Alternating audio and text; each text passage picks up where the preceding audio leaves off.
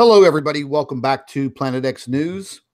It is March 12th, 2018. Ladies and gentlemen, I am here this morning with Dr. Claudia Albers.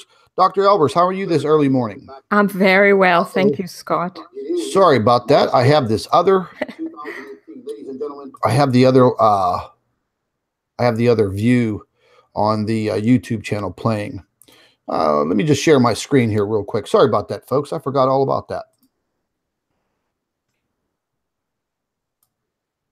Just bring this up real quick. Okay. And ladies and gentlemen, you know, we're gonna wait a few minutes. We're gonna have some additional people coming in, but the reason why I wanted to hold this live stream this morning is because there's a lot of misinformation that is floating around, you know, all over YouTube and all over Facebook. And, you know, after listening to some radio programs and, you know, watching the multitude of videos that are out there, I just see, once again, you know, I see a lot of nonsense. And I do believe that a lot of people are falling directly into this nonsense. And I want to first off say that, ladies and gentlemen, if anyone tells you or you hear statements that people have inside information that is dealing with Planet X or Nibiru, delete them. Delete them as a friend. Drop out of the group. Don't listen to what they say. Because, ladies and gentlemen, the fact of the matter is, none of us have any type of inside information. That is basically clickbait. That is meant for you to, you know, or basically they're just playing mind games with you. They want you to listen to their information. And, you know, it's like a scientific or science program. Oh, yeah, we have inside information directly from NASA, directly from the JPL. My insiders are telling me this. My insiders are telling me that. Ladies and gentlemen, there are no insiders when it comes to what is happening out there in our solar system. Number one, nobody, and I mean absolutely nobody from NASA, any of the space agencies and organizations would be talking to anybody from YouTube or Facebook. Number two, the non-disclosure contracts that these people sign whenever they are employed with NASA and, you know, the JPL and these space agencies. Listen, the last person on the face of this earth that they are going to be talking to is a personality like me or anybody else. Okay, it's just not going to happen. And I'm hearing more and more and more of this on Facebook and also YouTube, and it's complete and utter nonsense.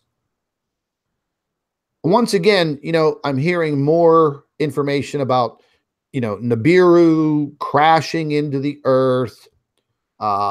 Ladies and gentlemen, that's just not going to happen. Whenever you see these videos appearing on YouTube, don't even watch them, because it's old information that goes back many years. It's 100% fake. We're not going to have this planet Nibiru crashing into Earth. I've gone over many times before my research and my theories based on this Nibiru. I too had to learn my lessons, but that's all part of research. That's all part of investigating something. And, you know, that is one of the main reasons why I changed my YouTube channel name. Because after a long period of investigating what is happening in our solar system, I came to the realization that nothing, and I mean absolutely nothing, that deals with this theoretical planet Nibiru, none of that is actually true to my knowledge.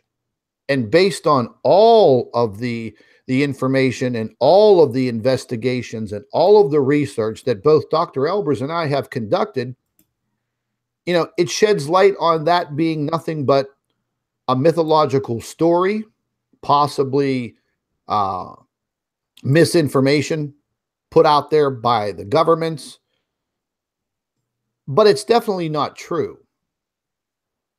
Now, some people may say that, hey, this guy doesn't know what he's talking about. He's full of shit. I really don't care. But when I see these videos claiming that Nibiru is going to crash into the earth on March 15th, March 18th, I mean, it's just every other day. It's utter nonsense. And something that's been, bothering me for quite a while is how people are deciphering the blue and red Kachina and talking about the Hopi prophecy and the blue and red Kachina. Well, that's another story and blah, blah, blah, blah, blah. And if you really actually go back and you investigate the Hopi prophecies or their beliefs, there's a very high possibility that this blue Kachina and this red Kachina may have been extraterrestrial life. I know a lot of people may not want to hear that, but based on everything that I've researched on that subject, it points to that direction. It does not point to a star. It does not point to Nibiru. It does not point to any type of heavenly body that we know of in space, comets, asteroids, things of that nature, planets. But I keep seeing people over and over and over again playing on all of these stories and these thoughts. And as more and more people open their eyes to the fact of what is actually happening, they're getting confused. And I can't keep up with it. I'm just one man and Dr. Albers is just one woman. Mm-hmm. And we're very highly censored on what we say, what you hear. That's why we haven't been on YouTube that much because, I mean, let's face it, I have over 68,000 subscribers and they've dwindled my YouTube channel down to maybe 5% of those subscribers actually see our videos. I'm not saying it's a waste of my time, but, the effort that we put into disclosing this information and only, a few thousand people seeing it, it's a lot of work. Over the course of the last several weeks, we've noticed that everything has gone towards the decline. We tried to put the information out on our website. That worked really well for a couple of months. Now, all of a sudden, a major decline in the views on our website. And don't take this the wrong way. Listen, folks, I don't care about the monetization and the advertisements on these websites and the YouTube channels because that's not what it's all about. But reaching the people, reaching everybody with the correct information and not allowing someone to feed you a line of shit. I see a lot of common people that were following me back in 2016, and now all of a sudden, they're claiming to be this super credible source of information dealing with this subject matter. This morning, I just happened to catch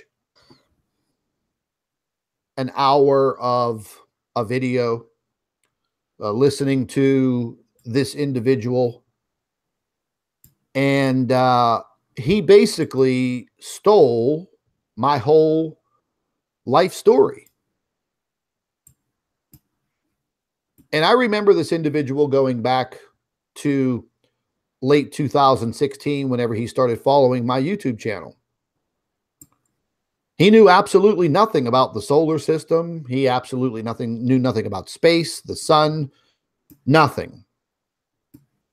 But over the course of the last year and a few months, he's learned quite a bit. And he's developed his own following on Facebook. Some of the information is credible. Some of it is nothing but a storybook. And the reason for this live stream here today is we're going to go over a lot of information so people can fully understand what is happening and make it maybe a little bit easier for you to discern what is real and what is complete bullshit. Complete and utter bullshit. Clickbait. Now, don't get me wrong, I'm not perfect. Myself and Dr. Albers, we don't know everything, but we do know a lot. Dr. Albers is a very, very skilled lady, very highly educated, very experienced. And as of lately, once again, you know, she has come under fire for her videos, her articles. But what these idiots fail to remember is that Dr. Albers is a highly trained physicist and a scientist. And they are trained to look outside of the box. That's what science is. It all starts as a theory, and you build upon it with your observations and hopefully some evidence. So, you know, I've also noticed that, you know, a large portion of people out there on BoobTube have been stealing Dr. Albers' information, you know, and we don't even care anymore. But, you know, whenever you take the information and you kind of change it up a little bit, and if you have followers and viewers, and now you're claiming that, you know, this information is part of your investigation and these are your findings, well, you know, that's just a no-no. And whenever you change the information and you're literally trying to deceive people for your own benefit, meaning, you know, views on your website, views on your Facebook page, views on your YouTube channel, well, that's just utter horseshit. We're not helping each other in that way. There's a lot of misconceptions about what is happening. I haven't been on YouTube, you know, for the last month or so that much, every single day, because they're monitoring everything that we do. Some of you have complained that I'm not narrating my videos. Well, folks, the reason why I'm not narrating the videos with my voice is because every time I upload a video and my voice is in the video, their algorithms, they're picking it up. So if I use, you know, just a little bit of music and I, you know, type things out, you can read. And, you know, it seems to be working a little bit, but probably within a short amount of time, they'll catch on to that and, you know, they'll deep six that real quick. Dr. Albers and I go through a tremendous amount of harassment on a daily basis. You all know that. And I do toy around with these retards because that's exactly what they are. They threaten to expose myself and Dr. Albers. Well, what the hell are they going to expose other than two people scientifically out there trying to observe and prove something, and we're trying to let the world know? Well, that's just not going to happen. The powers that be are just not going to allow that to happen. And that's why I mention whenever we do provide information, whether it's in an article or a video or a post on Facebook, that's why we're recommending that you share it. Getting into the technical background of sharing, well, let's just think about it. If I share something on my Facebook page, I'm putting it out there for thousands of people to see.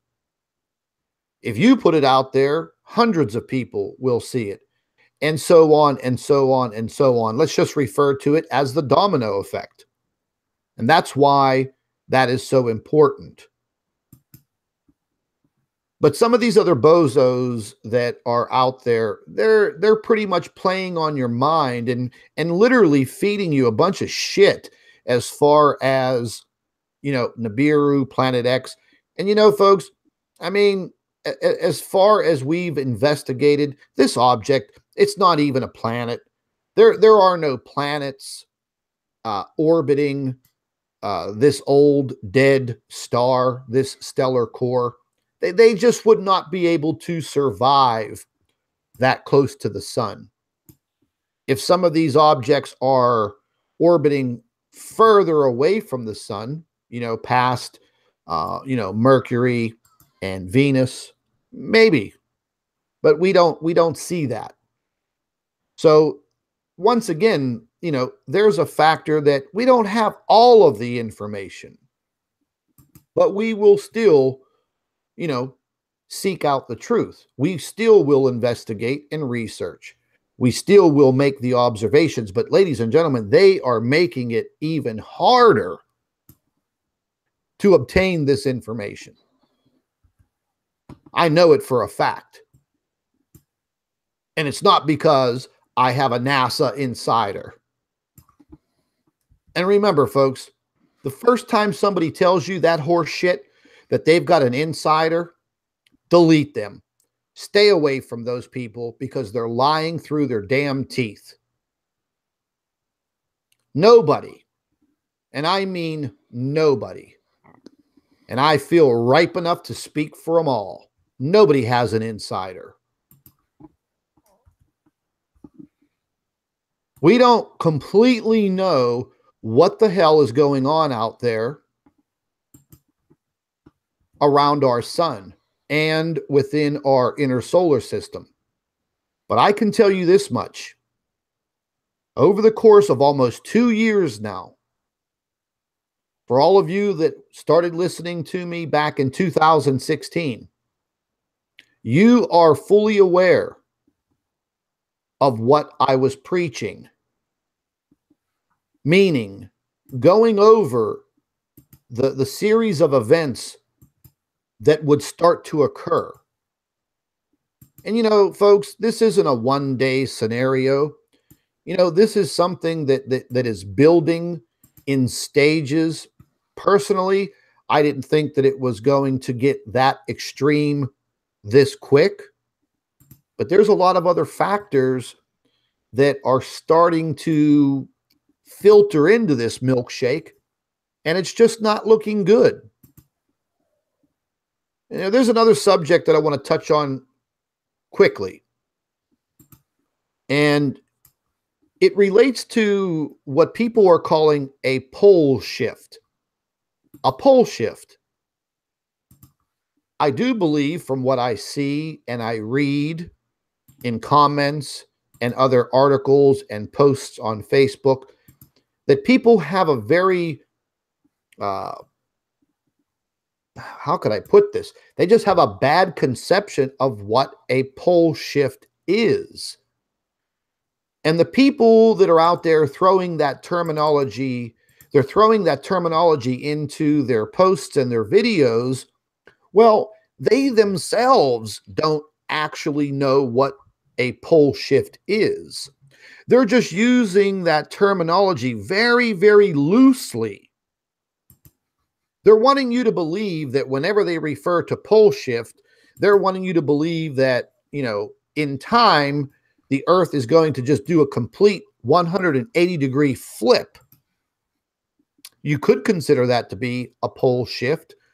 But what we're more worried about is this magnetic pole reversal.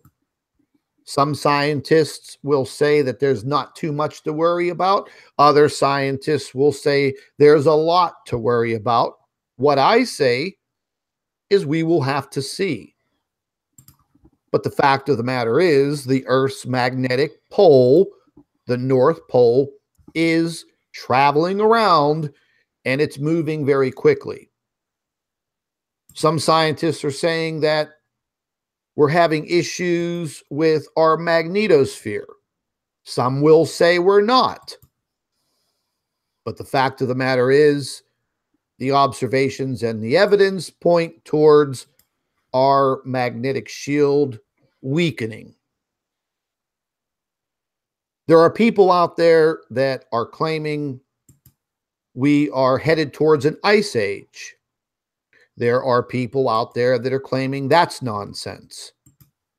But the fact of the matter is, whether you want to call it an ice age, whether you want to call it a global cool down, if you really, really look into all of the factors, even though the Earth may cool down a few degrees, there are still other factors that are warming it up. So there is still a tremendous amount of research and investigations that need to be conducted minute by minute, every single day. So my point is, we can't just latch on to one theory and run with it, because we're still searching for the absolute truth. And I'll be quite frank, we may never get that absolute truth.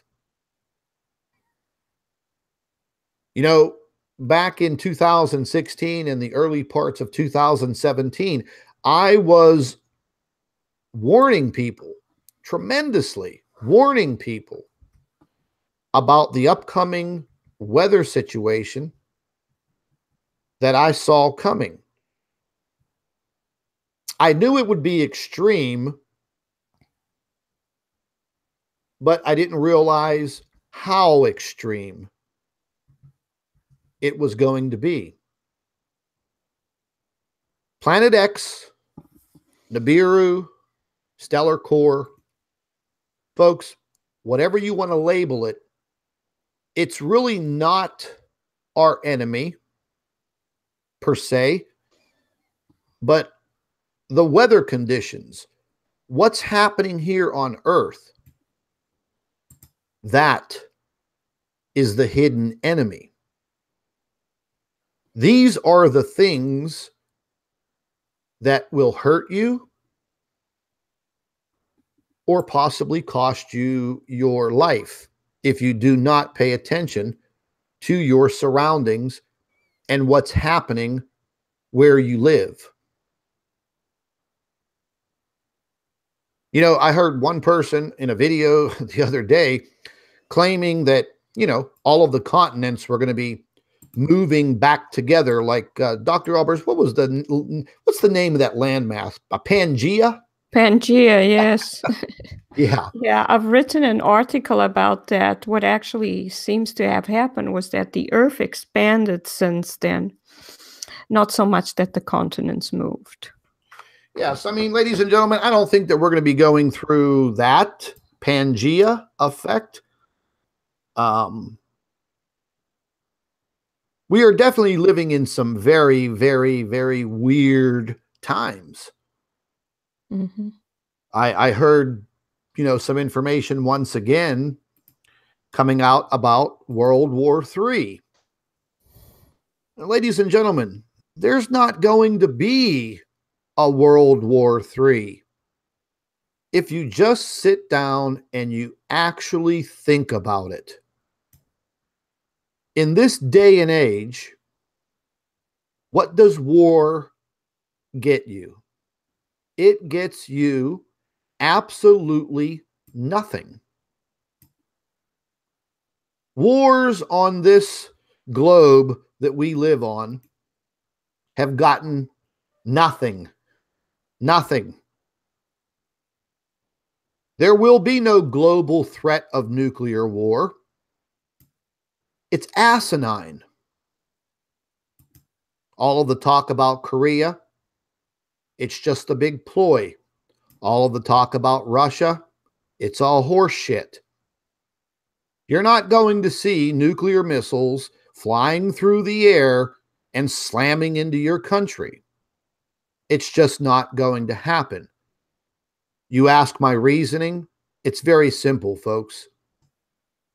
The turmoil that this planet is in right now, all of these large world governments, they're all in bed together. The space agencies, China, Japan, the United States, the European Space Agency, they're all in bed together. They're working together. So if they're working together, what makes you think they're going to bomb each other? You see, ladies and gentlemen, once again, you are now living in a world that is nothing more than a fear factor. And they want to generate this fear to keep you down. The whole wars in the Middle East, there was an agenda. It probably goes back 30, 40 years.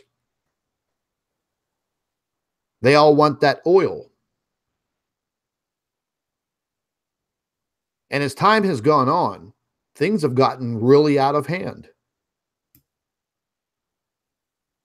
And they have to think of something new to destroy your mind and the way that you think.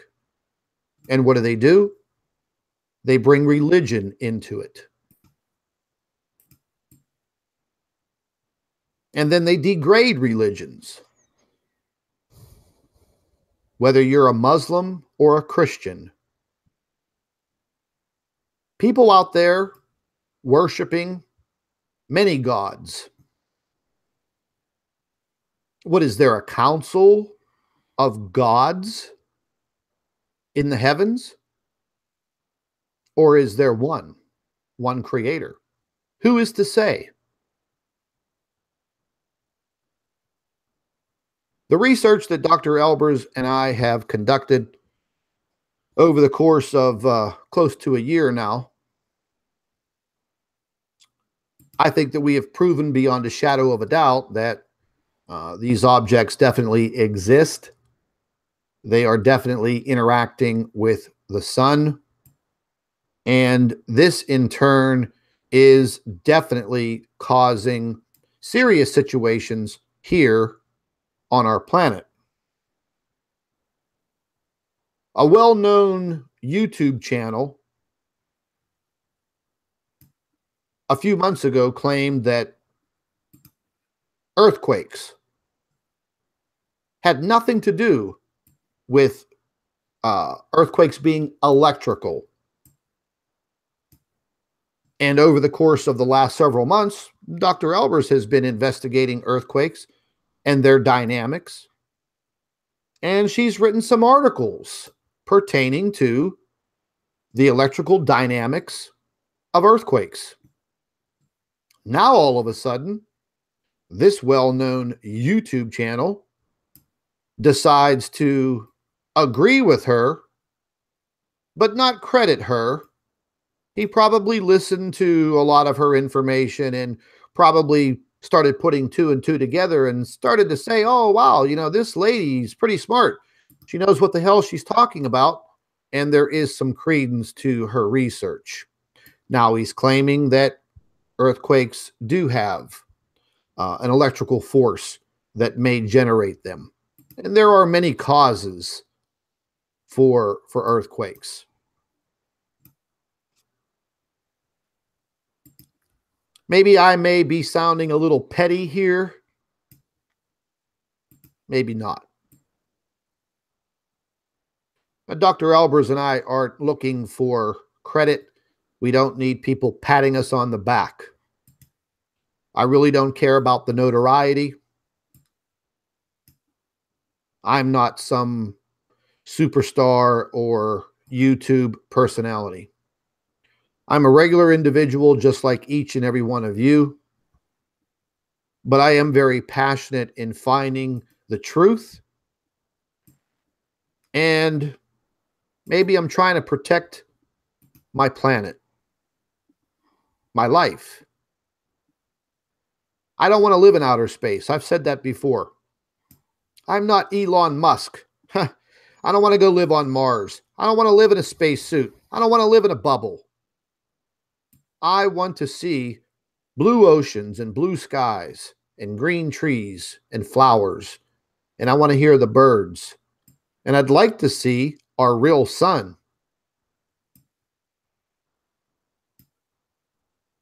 But slowly, all of these things, ladies and gentlemen, they're all dwindling away.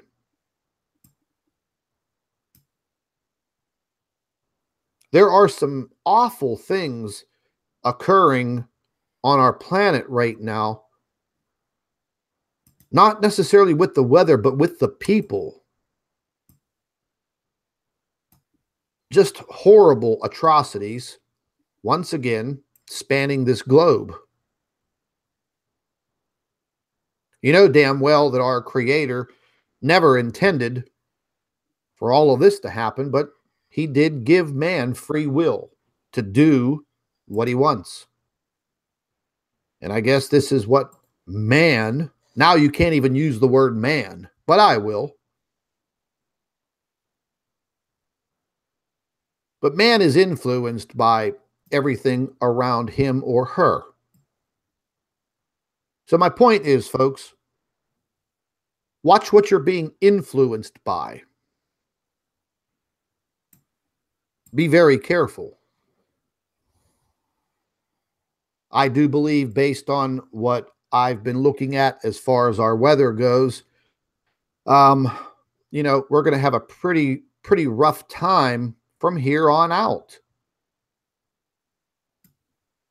The days of past are definitely gone.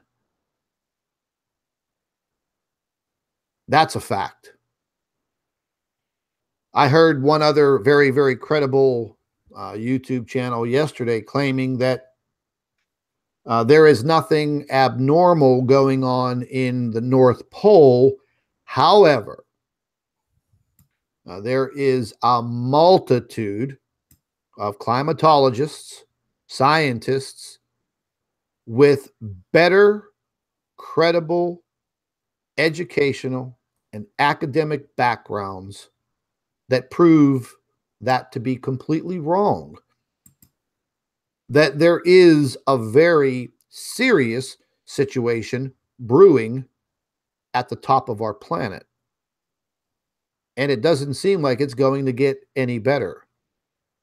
So, ladies and gentlemen, it's very easy to make a YouTube video or go on a live stream, you know, or put up a post on Facebook and claim whatever you want to claim.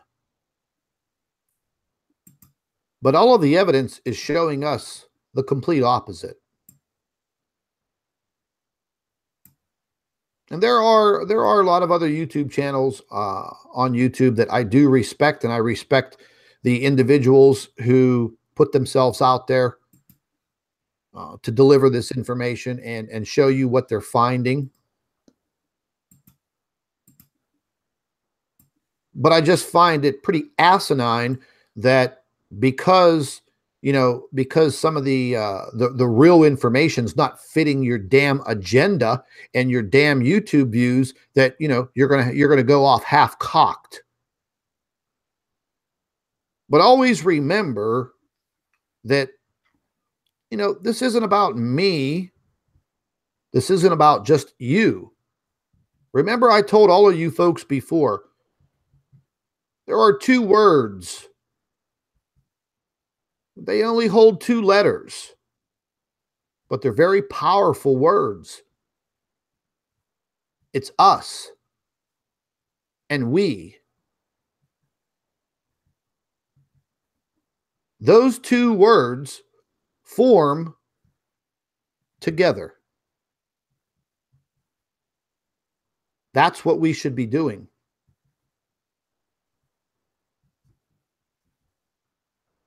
That's what it's about. I don't know how much time I have left on this planet. I could drop dead right now during this live stream. I'm sure there are a shitload of people out there that wish that would happen. I'm not worried about leaving my mark on this world either, because when I'm dead and gone, I will be forgotten. But we all have to live here for now, together. Us, we, form together. I know my philosophy. It may not mean shit to anybody. It's the way I think. But once again, we need to cut through all of the bullshit and get right down to what is exactly happening. The photograph that you see up on your screen now, the reason why I have placed this photograph on your screen is to clear a few things up.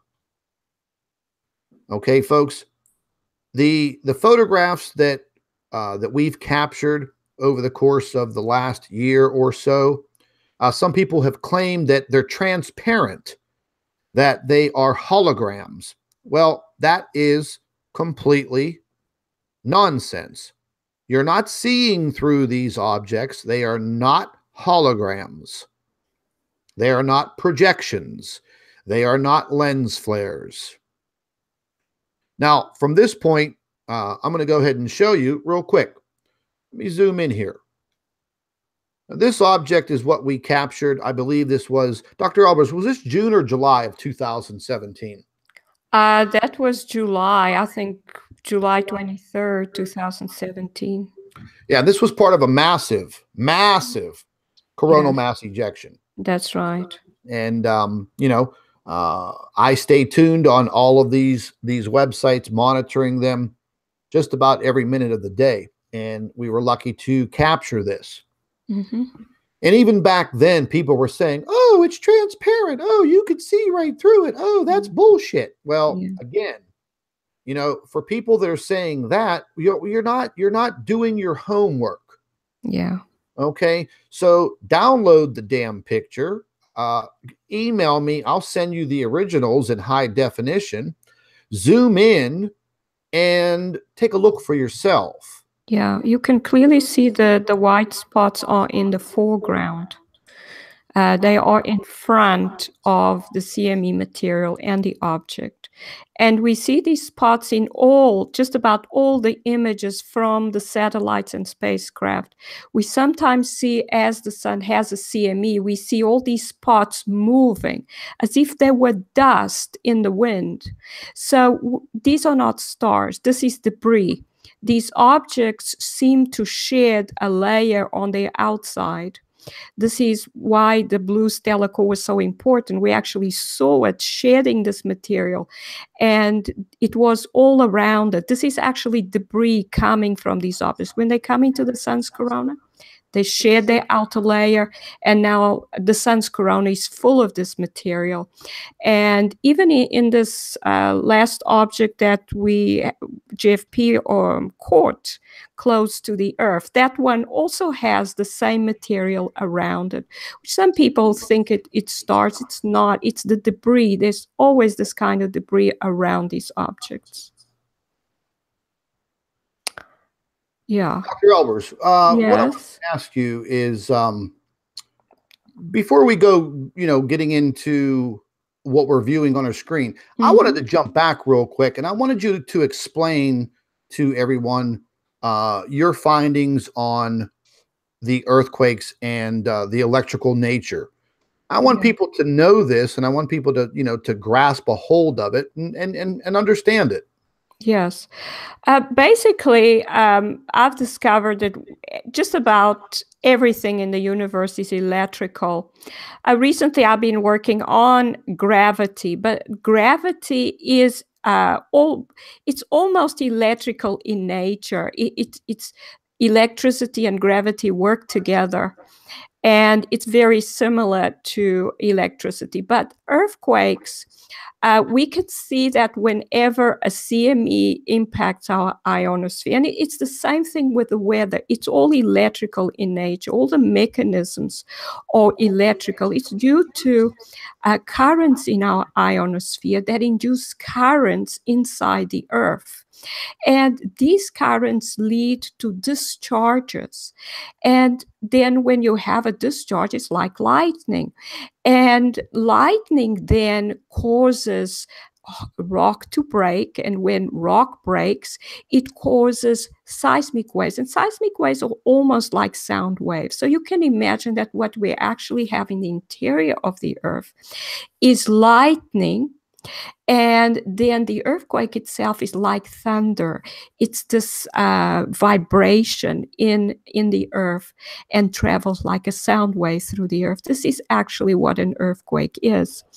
And the earth seems to be breaking up, therefore, whenever we have energy coming in and impacting our ionosphere. The same thing seems to be happening with the weather patterns. We usually get these large storms associated with our ionosphere. And as I've been saying, we seem, the stellar cores that have come in, there seems to be a huge number of them. I don't think they are going away. And it would be silly to expect them to just all go to the sun, although I thought so in the beginning. But I think now that some of them have ended up going to the planets. We do know that Jupiter went from having 16 planets to 69. And I think maybe the planets that Jupiter may have picked up may not all, at least not all, be rocky. A lot of them are probably smaller stellar cores as well. And so it would be silly to expect other planets in the solar system not to have picked them up as well. And I think they probably all did, and Earth has picked up at least one.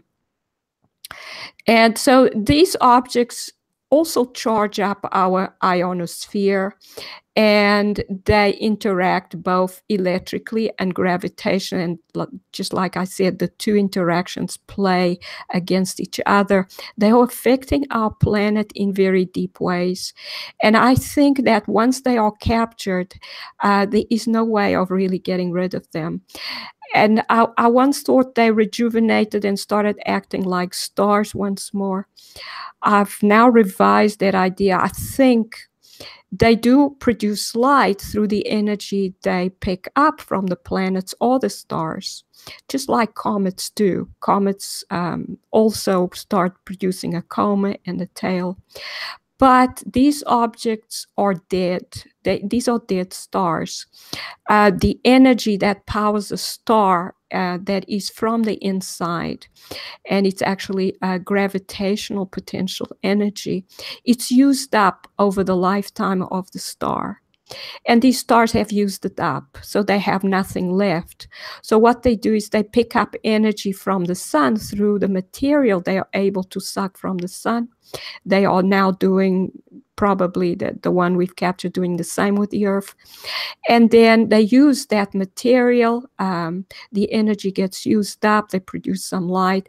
Then they try and absorb some more. But they will never go back to living stars. They are dead. So they are affecting our ionosphere, and they're affecting our planet gravitationally. I always thought that gravity didn't actually exist at first, because these objects do not interact like you would expect objects to interact gravitation, at least according to what we've learned or been taught about gravity. And so I always said, no, it's an electrical interaction. But what I've realized is that gravity itself works a lot like electricity. So the interaction is gravitational, but because they've used up their gravitational energy, they have a low effective mass in the beginning. So they will seem to have a small mass compared with the matter that they are made out of. And so I've been in the process of writing down about this new way of thinking about gravity, which to me is very interesting. It's just a pity that what it took for us to understand gravity, because this knowledge has been blocked from our understanding for years. NASA has been blocking scientists that come up with any ideas that could bring them to an understanding of what gravity really is. Anybody that talked about electric fields in space was put aside. Their work was not published. And this has happened with Halton Arp. And recently I came across James McKinney, and I read his book and I learned a lot from it. And he too, like me, was forced out of his teaching career for looking into these things. So this knowledge has been blocked. And it's through observing what's happening with the sun, what these stellar cores are doing, like that one in that image, that I've been able to start understanding what gravity really is. It's not like what we've been taught. There are two poles in gravity. There's a positive and a negative, just like with electricity. And there is attraction and repulsion as well with gravity. So it's very interesting. And I started out by understanding that these mechanisms inside the Earth were electrical, and gravity actually causes charge to be separated so that these electrical interactions can happen. So it means that we have a negative outer layer and a positive inner layer, and then the electrostatic interaction causes the rest, the interaction between the positive and the negative and the discharges, causing weather in our atmosphere and causing earthquakes inside the Earth itself. And then I could talk a little bit about the pole shift. And we do know a little bit about what's inside the Earth. We don't know everything, but we know that the seismic waves tell us that we have a solid, very dense inner core, a liquid layer around that, and then the top layer is solid. And I've written an article how the Earth, the solid part, has a permanent magnetic field. It's small. And then the outer layer has another permanent magnetic field. And the two together form Earth's permanent magnetic field. And then the rest of the field comes from the solar wind, from the particles from the solar wind that follow the magnetic field lines of the permanent magnetic field. But it's aligned with it. So whatever these particles will do will cause the magnetic field to point in the same direction as the permanent magnetic field. So the only way for the poles really to shift like they have been doing continuously in a single direction is if the outer crust is displaced with respect to the inner core, so that the permanent magnet direction changes. And this is what led me to believe that the Earth had captured a planet, because for this to happen, you need to have a crustal displacement, small ones, incremental ones. But they're all in the same direction, and only an object in orbit can cause crustal displacements in the same direction. So I realized that this is due to an object that's in orbit around the Earth. And I thought at first that it was a rocky object like our original moon. And then I started realizing that the effects that we were seeing were much more pronounced and very strange, and could not be due to just a rocky object further out than the moon. It had to be further out than the moon because the tidal events are longer lasting than normal tidal events that are due to our original moon. At least most of the time, this object seems to be further out than the moon. It does, however, come in then and get close to the Earth. But once I realized it had to be a stellar core, I also realized that they can hover in one position, making their connections to the Earth just like they do with the sun. So this is how I realized why the Earth's poles are shifting. It is because we have at least one of these objects near the Earth. It's being captured by the Earth. I don't think it's going anywhere.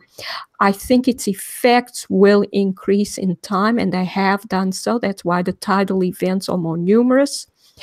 Happening more often. The weather patterns get worse because they cause severe low pressures. And around low pressures, you always have storm systems forming like tornadoes and hurricanes. So that's what they are causing. They're causing these severe storms at the same time as the tidal events. And it's not going to get better, unfortunately, because I believe these objects are initially repulsed by by a planet, but as they absorb energy from the planet, they are able to approach the planet a bit closer and closer. They may have done the same thing with the sun. That is, they spiral in, getting close, and then eventually they can come through, go into the corona, and absorb a whole lot of energy from the sun. And this object seems to be spiraling around the Earth, sometimes coming in closer, then its repulse moves away, but it's most likely coming in closer and closer each time.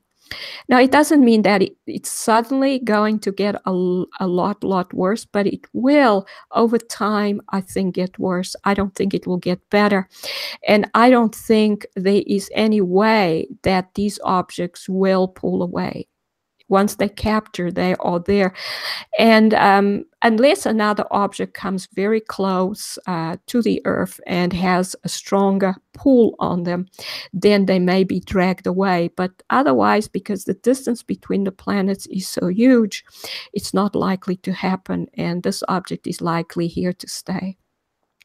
Dr. Albers, what are your thoughts on some of the claims that, you know, a lot of these others out there on YouTube and Facebook scaring the living shit out of people, saying that the Earth is going to completely flip 180 degrees or, 50, 60 degrees. And I know we talk about the Earth wobble, folks, but when we refer to the Earth wobble, this wobble, just one wobble, as we want to call it, takes a year.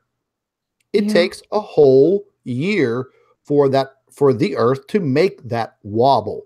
We're not talking about a daily or hourly wobble or a weekly wobble or a monthly wobble. It takes a complete year for this to occur. We've been charting it. Many others have been charting it since, I believe, 2012. And it's well defined. And there are several people out there that do keep track of it. Matter of fact, at Terrell at Black Star, he keeps track of it. He shows the track of this wobble in his videos all the time. There are several others that do show this track, and it's pretty well proven. Yes. But what are your thoughts on telling people that the Earth is going to flip over? I mean, what would the dynamics be to actually cause something like that to happen? Yes, I think people are getting mixed up about what happened in ancient times and what is happening now. We are having very small, tiny crustal displacements happening incrementally. That's why the Earth is wobbling like this. That's why the magnetic poles is shifting. It's a very small incremental crustal displacement where when the object comes close to the Earth, it grabs the crust a little bit, called these tidal displacements as well, where water recession from coastlines. And at the same time, it causes the crust to shift a little bit with respect to the core. Because of the liquid layer, it can lose contact. But what seems to have happened in many years ago, possibly some 4,000 years ago, was both Mars and the Earth were affected by a comet. And a comet is different from what we have in the solar system now. We have dead stars. And a comet, basically, as I've explained in my articles, forms into a planet. So it's likely that this comet that caused this was actually Venus, because it seems to be the newest planet in the solar system, is still extremely hot. And a comet can be about the same size as a planet when it reaches the end of its formation. And this comet seems to have interacted with Mars, and first, it passed close to Mars first, and it was bigger than Mars, so its gravitational attraction was able to pull most of the liquids and the atmosphere from Mars. So it gathered Mars oceans. And then it seems to have gone past the Earth. Now, it was just a little bit smaller than the Earth. That's also why I think it's Venus. And it had, they first have the electrical interaction where the outer negative layers interact and combine. Then the gravitational interaction, which, like I said, can be positive or negative, but it's attractive in this instance. And it grabs the Earth's crust as it moves by, and it causes it to shift by quite an amount, quite a large amount. It may shift by 30 degrees in one go. And that, or I'm not sure, maybe a little bit more. It depends on how strong the object is, how close it passes, close to the other planet. And this seems to have happened, and that was about the time of the flood. So it happened once, but what we have in the solar system now, it's not the same. People think that what happened before is going to happen again. What we have here is not comets. These are dead stars. They are much, much more powerful. They interact in a totally different way to comets. Comets go into a regular orbit around the sun. These objects do not go into a regular orbit. They are captured by objects and spiral in towards that object whilst absorbing energy from it. And so the effects increase over time, incrementally and slowly. So we're not going to suddenly get this huge displacement. We may in time get larger displacements than we are getting now. They seem to be increasing, but I don't see it suddenly changing by 90 degrees. I don't think that will occur. I mean, At least not now. I do feel that the Earth is not where it normally was, according to their theories of, the Earth is at a 23.5 degree tilt. Yeah. And somebody mentioned one time before, it was Mr. MBB333. He talked about this 23.5 degree tilt. And, he made a very good point. How could you define anything being tilted in space referring to a sphere?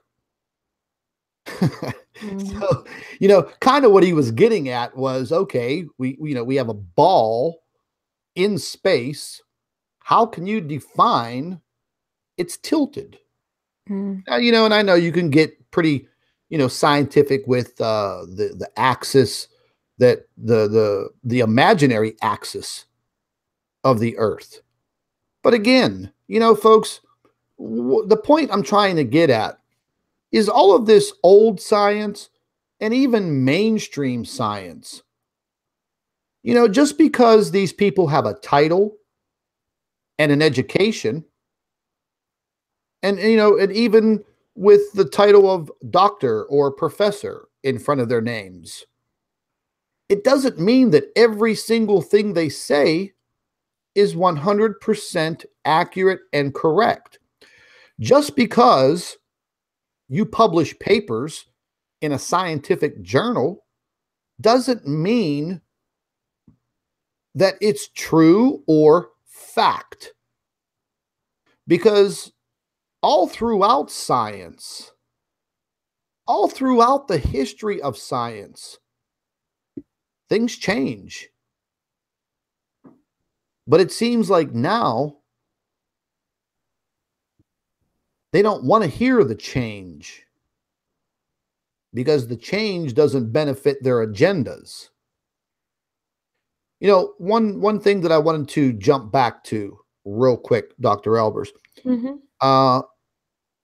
You taught as a professor for 17 years. Yes, I did. Since your retirement from teaching,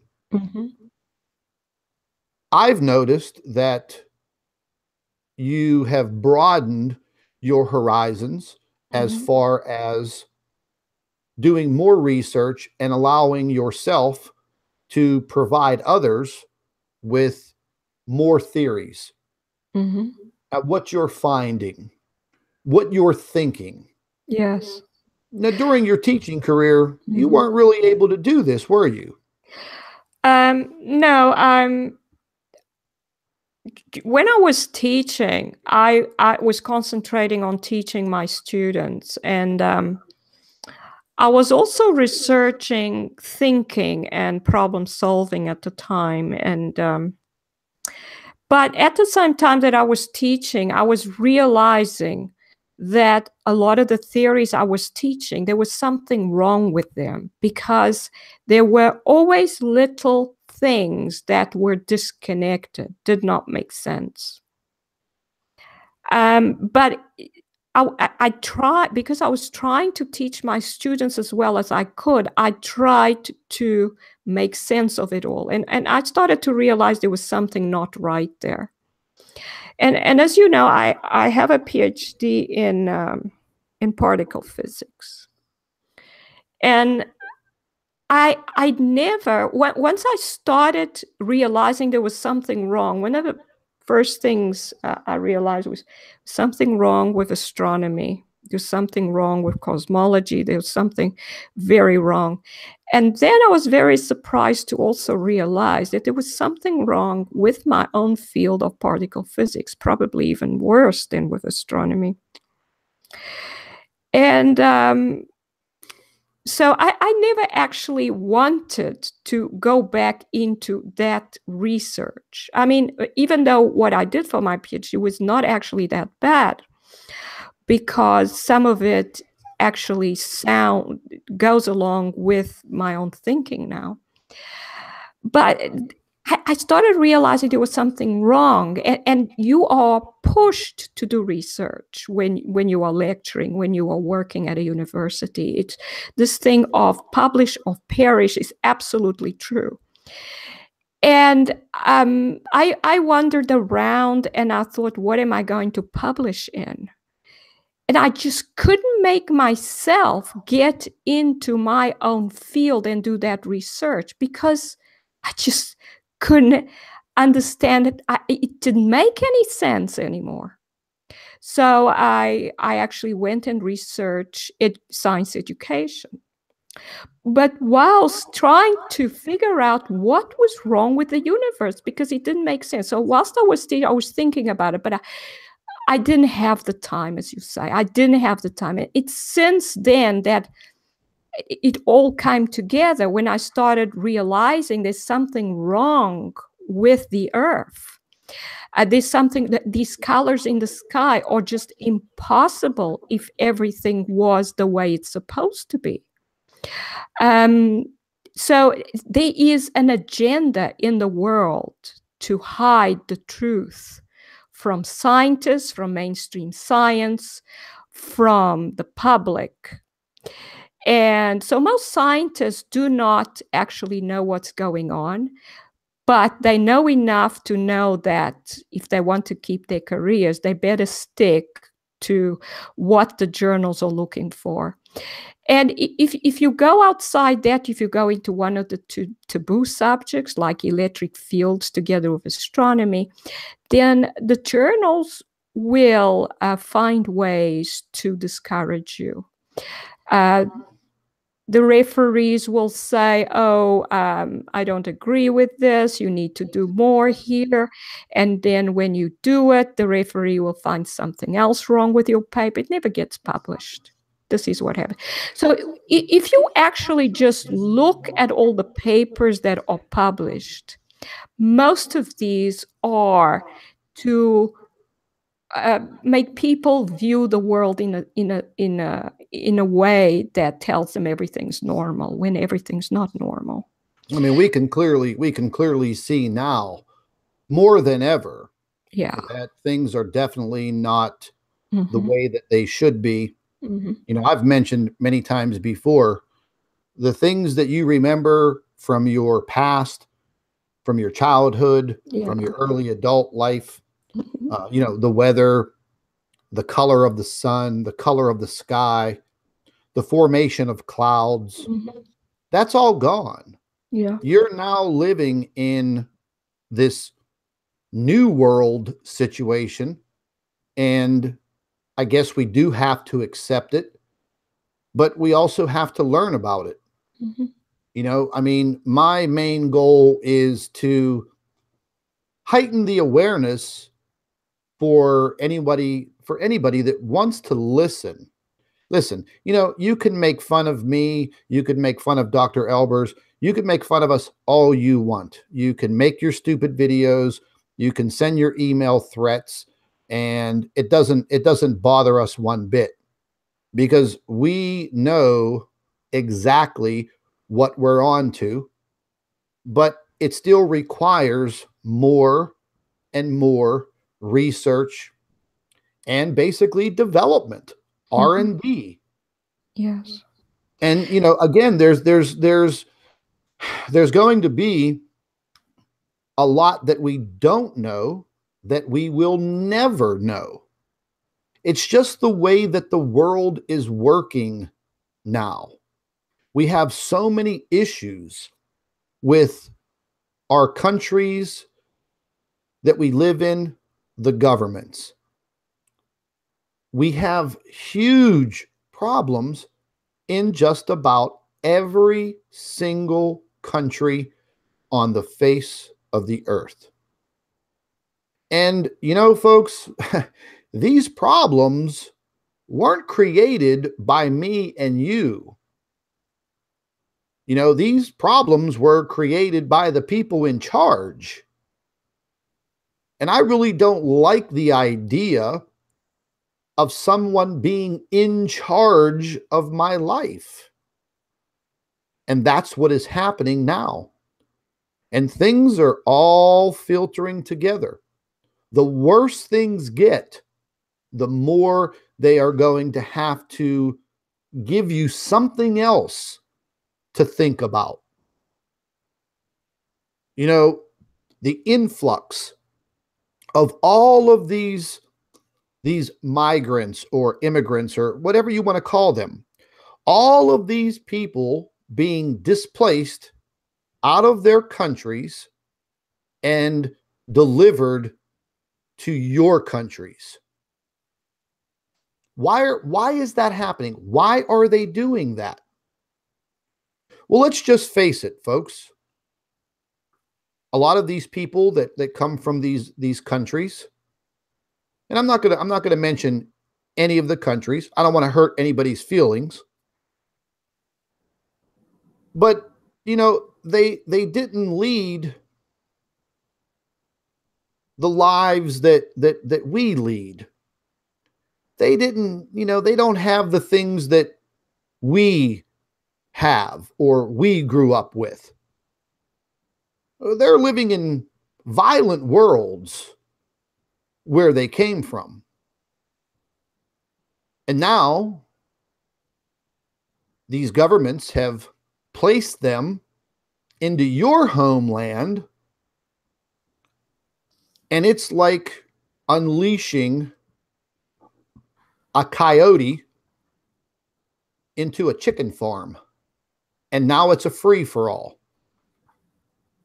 And violent things are happening in all of these countries.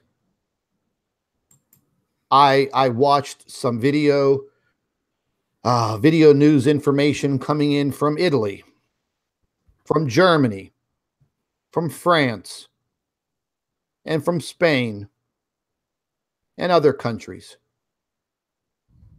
And the atrocities are horrible. Why are they doing this? They are creating the mayhem. When they create the mayhem, it's now time for their excuse for bigger government. More force on the people. One way or another, ladies and gentlemen, they want to control everything, from what you watch, from what you listen to. I mean, they're already screwing around with our food, what we listen to and what we hear, what we watch, what you can say.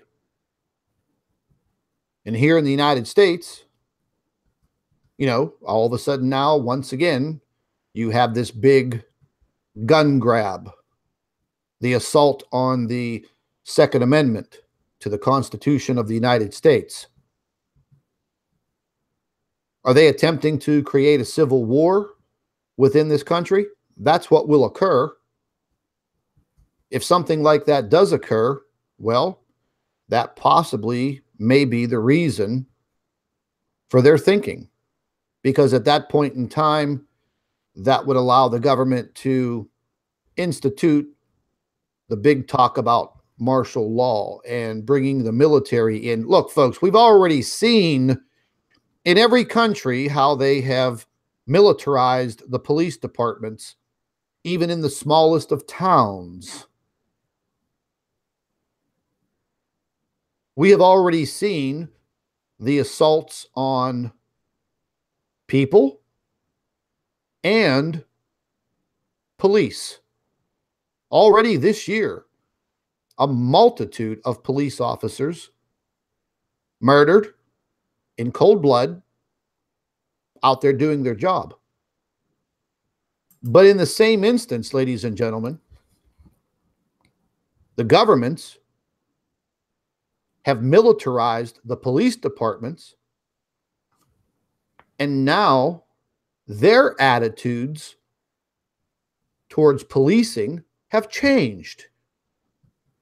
So they don't de-escalate a situation with an individual. They escalate it, and then they beat your head in or kill you. It's rampant in the United States and in other countries. I'm seeing it everywhere. And ladies and gentlemen, these things just don't happen overnight. These are very well thought out agendas. And the agenda is to control everything. They do not and cannot afford to lose control. And the only world war that you are going to see is not countries fighting each other, but the people within the countries fighting against big government. It's horrible.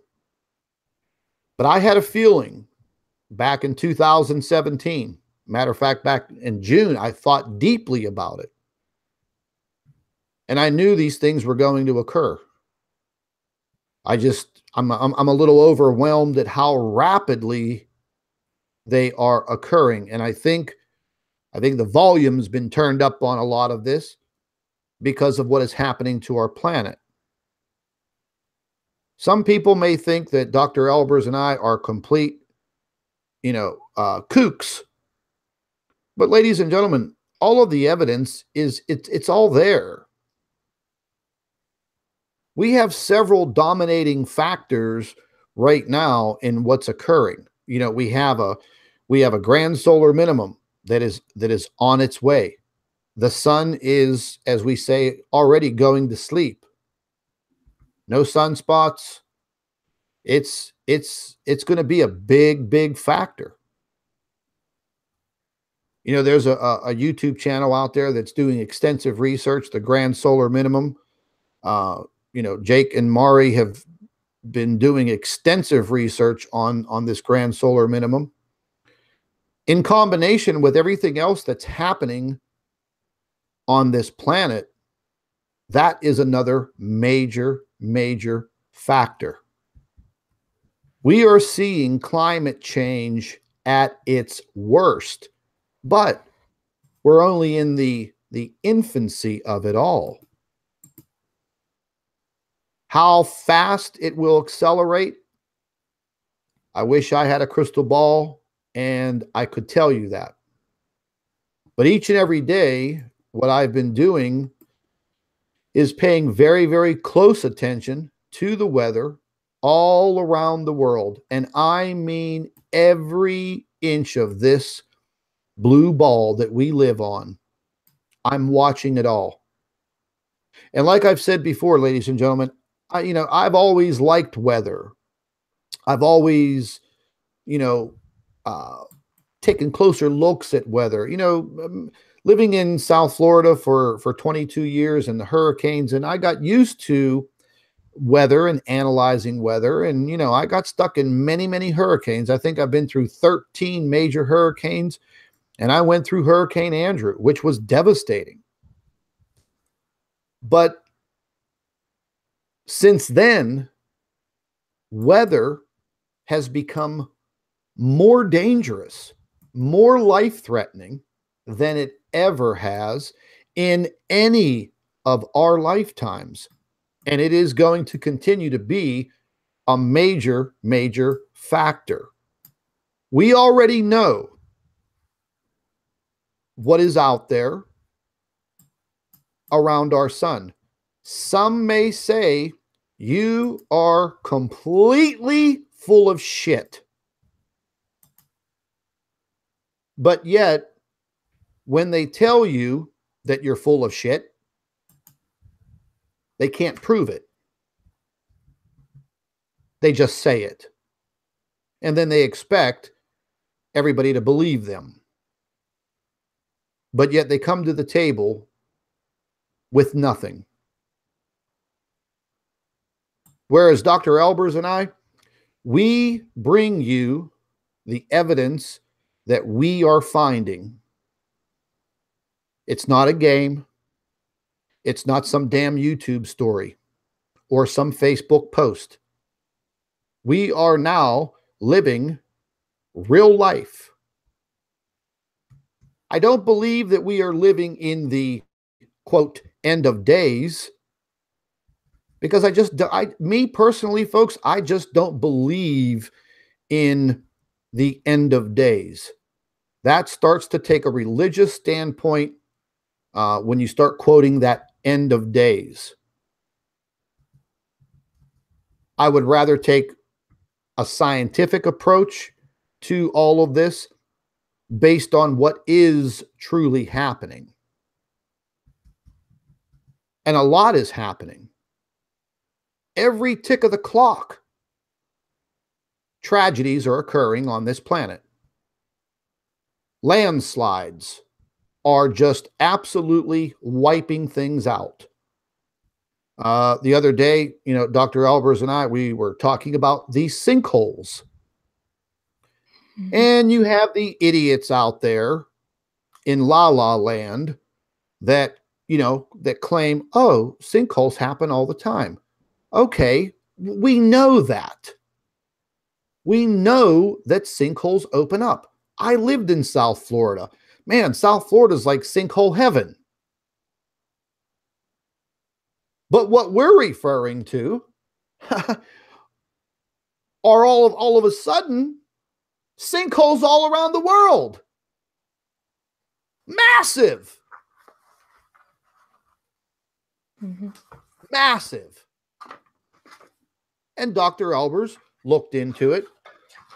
And these scumbags, they make fun of the research that she did on these sinkholes. Yes, we know that some sinkholes occur naturally. And we can get into the whole sinkhole analyzation at some other time. Yeah, but everything that we say, these jerk-offs come back and say, oh, that's natural. Oh, that happens all the time. But ladies and gentlemen, these retards are completely full of shit. Yeah, Scott, I just wanted to say something. I was talking about the fact that the sinkholes I was specifically talking about was the ones that are perfectly round. Oh, I know. And then I just wanted to say that physics, from what I trained physicists, so I used to tell them how they were supposed to become physicists. And I used to tell them about the thinking involved in being a physicist.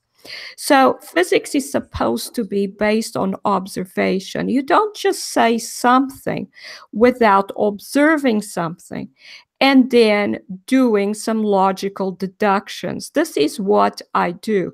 So if I say something, it's because I have taken evidence, I have looked at the evidence, and I've put together with what I already know previously. This is how physics is. It's not ideas in a vacuum.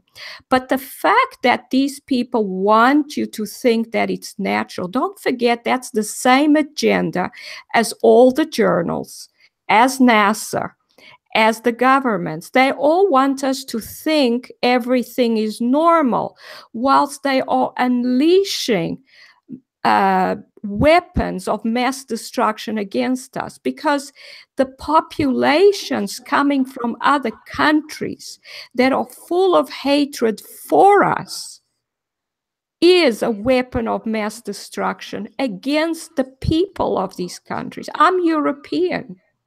I know what they are doing to Europe, because Europeans over the years have learned to be very quiet and placid because everything was good. Everything, we were taken care of. The police is there to protect us. Suddenly all that changed and the people didn't know how to fight back. So these people went in to destroy the people of those countries. It's very sad. It's this very is sad. What is happening, Scott. Yeah, it's very sad. I saw a video from the Netherlands yesterday that it pissed me off so bad. I literally physically bit my tongue and made it. I mean, my tongue was bleeding, that had so much anger inside of me that I watched a gang of scum that was placed into the beautiful country of Holland. And I watched them beat an 87-year-old man almost to death, kicking him in the face, kicking him in the head, kicking him in the ribs, punching him in the face, throwing him down on the ground, ripping his shirt off, beating him. A gang of little scum thugs. But ladies and gentlemen, this is happening all over the world. And it is high time that we start standing up for each other. Some people would walk by that scene and mind their own business and walk away. And if you do that, it's my opinion that you're no better than the thugs beating that old man. You ever hear the term, take back your land? We are going to be forced sooner or later into that situation of taking back your land, taking back your neighborhood, taking back your town, your city, your state, your country. But we are being forced into this because what is happening to the planet that we live on. We could probably get through all of this, experience the changes, and adapt like mankind has done for thousands of years. But going back all of that time, you didn't have big government. You didn't have the influence of all of these agendas. You didn't have people of authority lying to their populations. And just taking a look at the globe, the weather globe that is on your screen now, you are looking at climate chaos right in front of your eyes. And it's going to continue. You can see the fluctuations over the course of the next 10 days, what's going to be occurring. I would advise each and every one of you to start learning a little bit more about the weather, keeping a very close eye on the weather, specifically where you live. Because already, ladies and gentlemen, over the course of the last 2.5 months, if we could actually know the numbers and the amount of people that have lost their lives because of this extreme weather, and maybe their lives could have been spared if they knew what was about to happen. I mean, we're looking at just mesmerizing weather. And this is just here in the United States. Let's tilt it down a little bit and let's just take a look at the North Pole. I heard an individual, making claims that there was nothing abnormal happening in the North Pole. The North Pole, the Arctic region, has nothing to do with what is occurring on our planet. Well, folks, that is a bold-faced lie. Because leading climatologists are saying and telling people what is happening. You can see it with your own eyes. Ladies and gentlemen, we're going to be moving into the spring solstice in less than 10 days, I believe. And as we move further into the months of April and May and getting into June and the summer solstice, the situation in the North Pole is going to get worse. The sea ice in the North Pole, it's depleted. There's nothing but slush up there. But yet people want you to believe that everything's okay. Once again, the dumbing down of the world. And I believe that the more and more we teach and we publicize this information, and each and every one of you learn, then you could start to see things for yourself. You won't need people like me or Dr. Albers to tell you what is happening, because you will see it for your own eyes You will investigate it yourself. And then you're going to start to feel just like we do. And that thought is going to be, I have to tell somebody about this. I have to publicize it. And ladies and gentlemen, I feel that everybody in the world should know what is happening, but it's just not going to happen.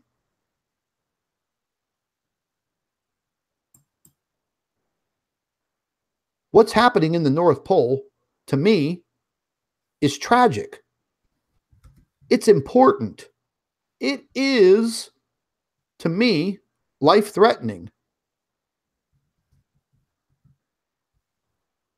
There's no doubt that we have very serious issues brewing with our weather. I'm going to flip this over into Europe, and we're going to take a look at how some of this air is going to be moving down into Europe. And this is going to be a constant.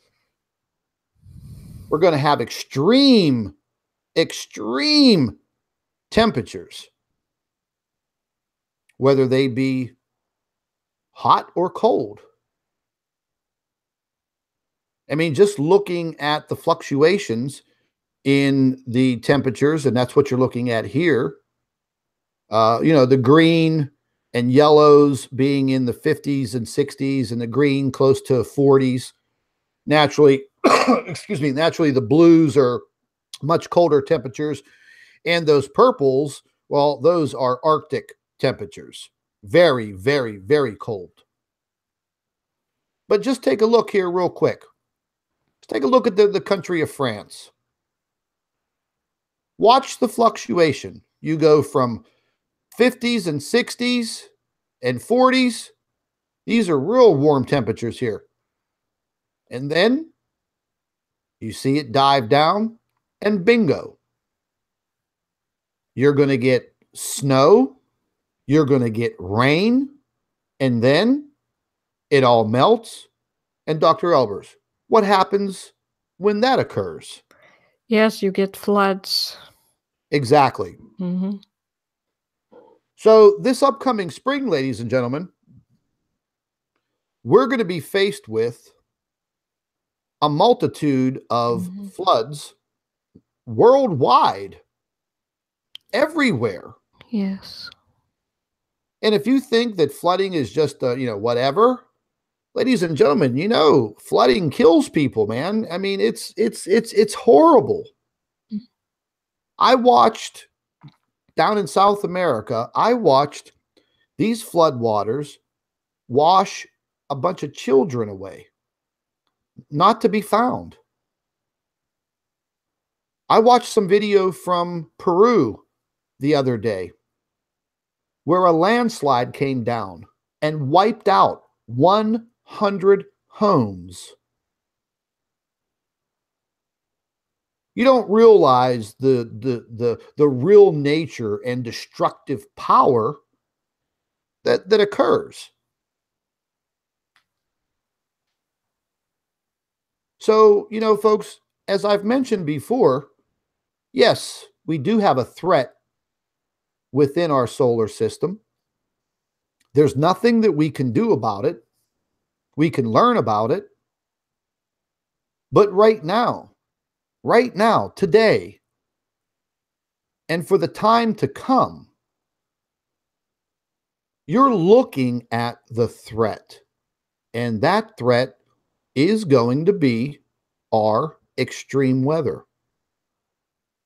We are seeing these vortexes within the Pacific and Atlantic Ocean that look like hurricanes.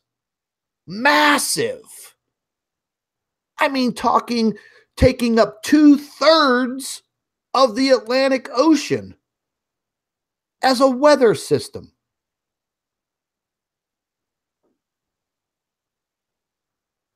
And I just laugh at these idiots that call us fearmongers and we don't know what we're talking about. Well, how in the hell can you not know what you're talking about when the visualizations are staring you right in your face? Very extreme situations brewing in the country of India. Hundreds of people have already died over the course of this past week from extreme temperatures. Ladies and gentlemen, when was the last time that you heard about people in the Sahara Desert sled riding in the snow, on the sand dunes? But yet, we don't know what the hell we're talking about.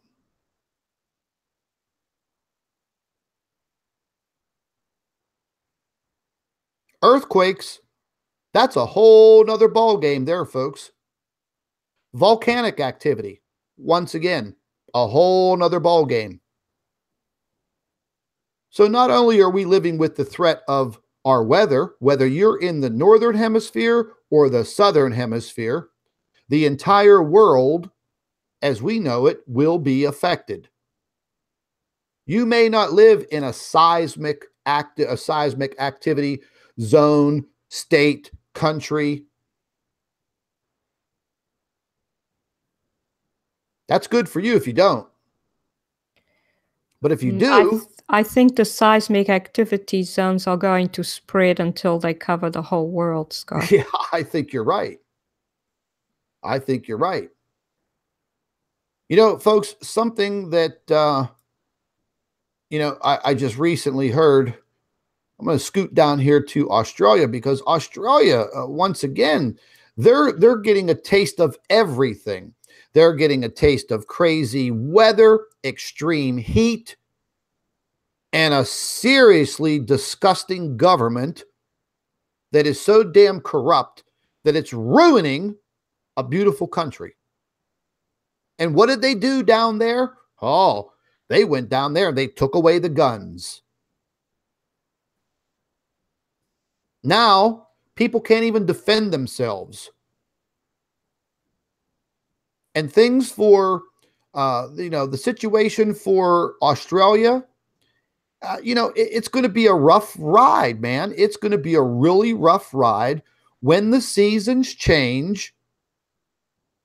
Things are going to change for their winter time in the southern hemisphere. They're going to change, and it's not going to be good. They're going to go from one extreme, like they have with all of the heat. Things are going to change, and they're going to change drastically, and it's going to be a really rough ride for our brothers and sisters down under. And the same is going to apply for New Zealand. And these are really only the two populated land masses that far in the southern hemisphere. You could look at the Antarctica. Let me just spin this around a little bit here.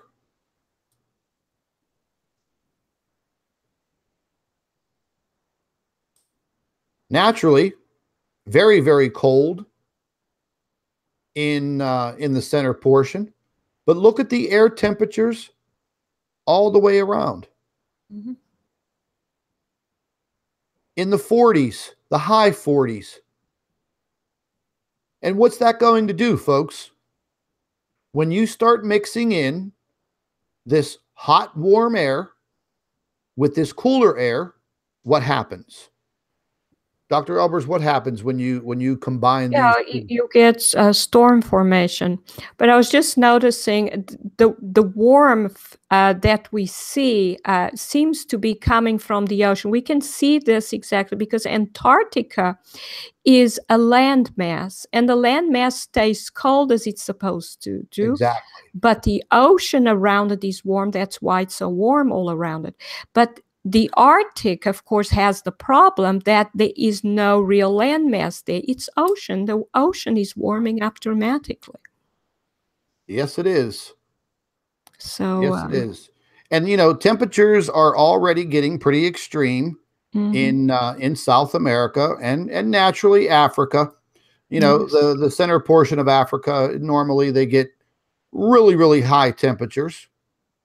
And speaking of the continent of Africa, ladies and gentlemen, once again, absolutely horrible atrocities occurring in every single country on this piece of land.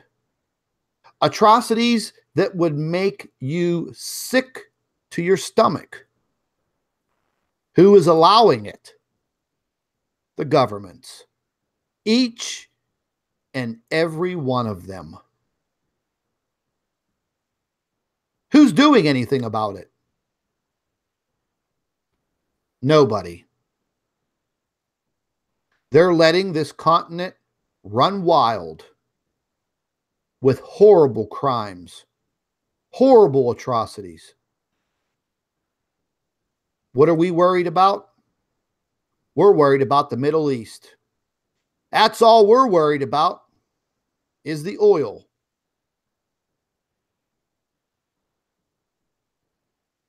Stay out of other people's business. Maybe they can take care of it themselves. But I think that we've instigated a lot of shit over in the Middle East that we really had no business being in. I don't want to make this all political, but it's just the way that I feel. We've cost so many soldiers in a multitude of countries. We've cost them their lives. What? For a damn government agenda? Oh, yeah. That's what those young men and women signed up for. To fight for your damn government agenda and lose their lives, lose arms and legs. Come back home to what? Nothing. No help. There's so much shit going on in this world right now. It just makes me sick to my stomach. Mm-hmm. And naturally, I wish there was something that I can do about it, but I can't. I'm just one man. And as Dr. Albers was saying, you know, all of this area up here in the North Pole, there's no land mass up there like Antarctica. It's all freaking water. It's nothing but a big slush puppy now. And more of that water is going to be flowing out right along the eastern coast of Greenland and making its way right down into the northern Atlantic. We got serious situations brewing. Matter of fact, let me see something here real quick.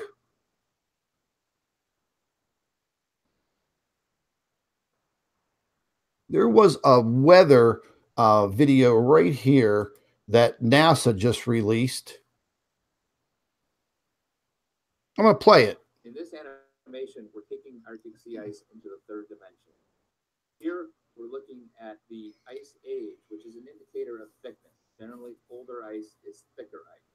So what you see in this animation is, first of all, the ice pulsing out and in with the seasons. In winter, the ice grows out and expands outward. Summer, it contracts inward as it melts. And I'm going to just hold on there for a second there, folks. You know, what's been occurring up in the North Pole is all of the older ice, which is thousands of years old, is all fracturing, melting, and yes, new ice does form, but that new ice is thin, which means it melts faster. And what you're about to see here is what I just referred to as the Arctic slush puppy. It's just all broken up slush. This affects our weather. What in the hell is going on in the Arctic region of our planet? It is most definitely detrimental to human survival. It is going to play a major role with our weather. I'm going to let this go ahead and play out. And you guys watch this. You watch this flow, and all of this is the new ice. It moves rapidly, it moves quickly because it's thin, it's new ice, and it's going bye-bye. In addition, you see the whiter ice, which is the older ice, moving around the Arctic, being pushed around by winds and currents that move the ice. And what you can see is over the years, the ice pulses around and moves around towards the top along the coast of Greenland. You see that the older ice eventually moves out of the Arctic and into the North Atlantic where it melts. But the ice gets replenished within the Arctic because some of the ice survives each summer and grows older. And particularly in the region north of Alaska called the Beaufort Sea, where the ice spins around in a clockwise direction called the Beaufort Gyre. And that ice can keep spinning around oftentimes for several years and gradually getting older and thus getting thicker. Eventually, the ice will spin out of that gyre and go out to Fram Strait. But in the past, what has happened, we've always had enough ice growth and ice aging, enough ice surviving the summers to replenish the older ice that's lost. But in recent years, we've seen less replenishment. There's been more melt during the summer, so the ice that goes out through Fram Strait has not been compensated by the ice growth. In addition, especially in recent years, we've seen some pretty remarkable things in the Beaufort Sea, where that area that used to be a nursery for the development of the older ice, allow the young ice to age and mature. What we've seen instead is the ice is now more broken up, more scattered, and that's allowing the older ice to melt within the Beaufort Sea. So we're seeing the Beaufort Sea go from a nursery to a graveyard for older ice. And as we get towards the more recent years, much of that oldest ice, the ice that's older than 5 years old in the bright white, is almost virtually disappeared from the Arctic Ocean. And the Arctic is now dominated by younger and thinner ice. Well, there you go, folks. I mean, I saw a big change between 2015 and 2016. Exactly.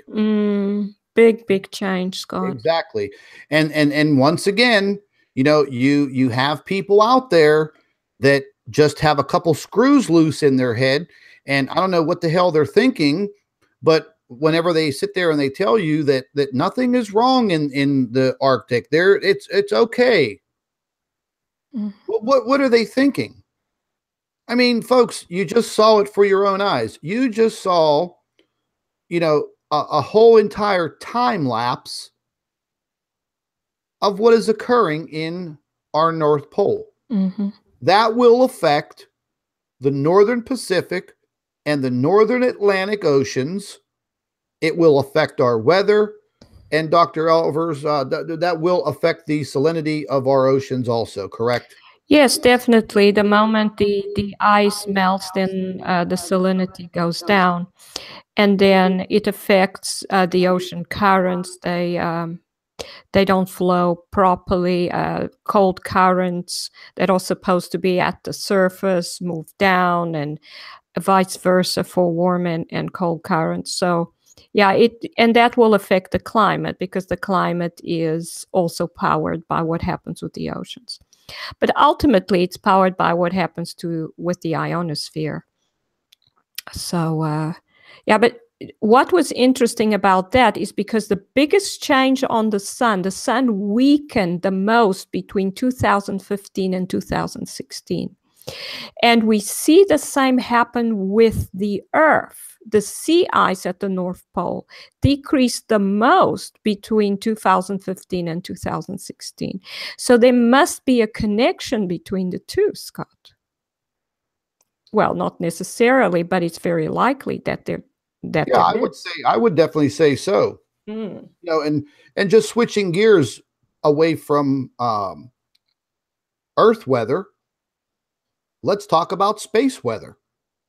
More and more scientists are now coming out of the closet, and they're talking about the influx of cosmic rays impacting our magnetosphere, our Earth's shield, impacting our planet. And ladies and gentlemen, I've been talking about this now going on 2 years. And over the last couple of days, I see forming right in front of your eyes one of the most unusual coronal holes that I've ever seen. I called it a slash right across the surface of the sun. That's a pretty large coronal hole. It's, just above the equatorial region of the sun, and we are just slightly below the equator of the sun. But that huge coronal hole will affect our planet each and every day. I mean, is that kind of unusual for you, Dr. Albers, to see that formation of a coronal hole stretch? It's an extremely dark coronal hole, and therefore very deep.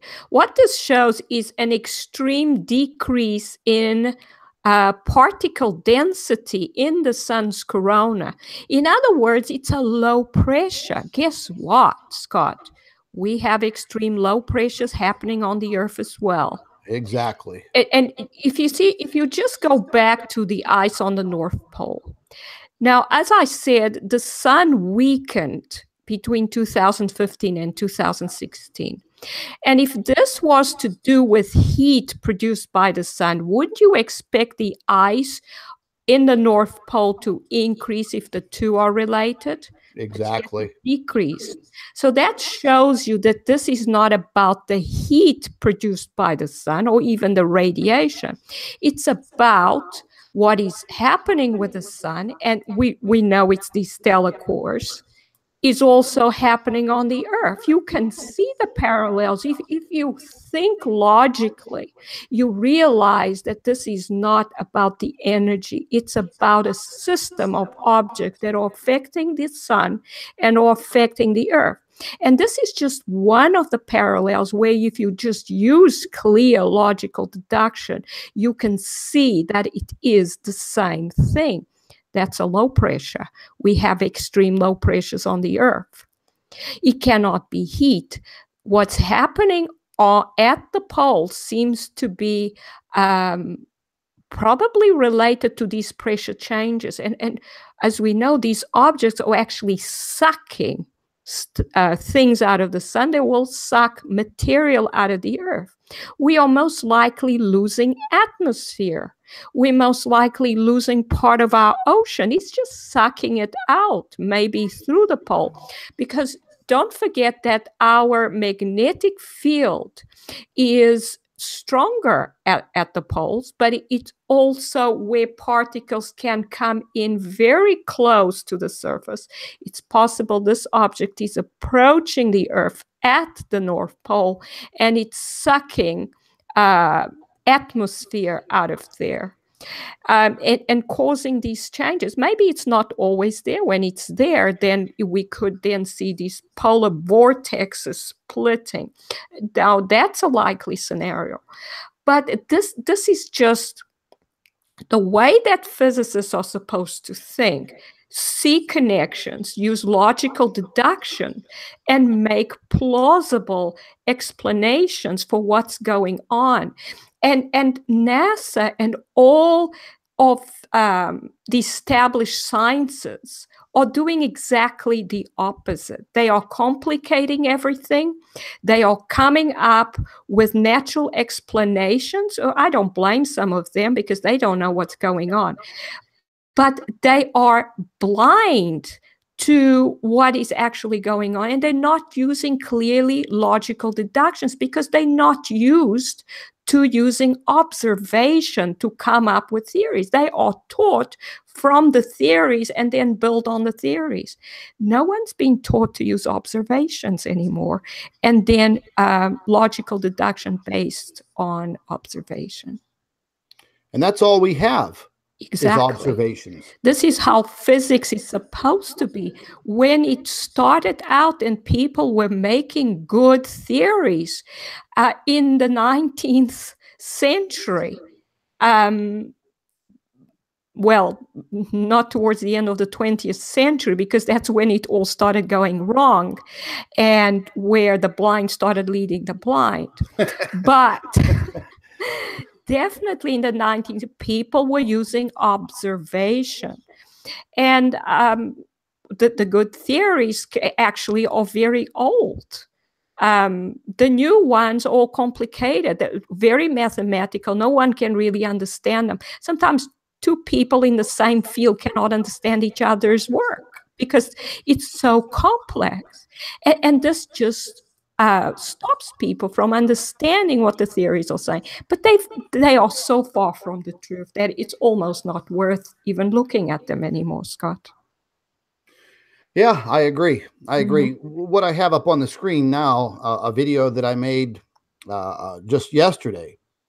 And this was time lapse for 27 days leading from February into the beginning of March.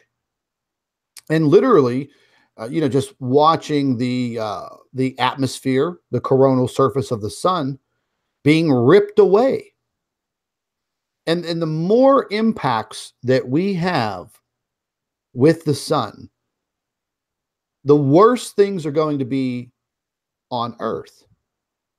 And Dr. Albers and I have expressed this before.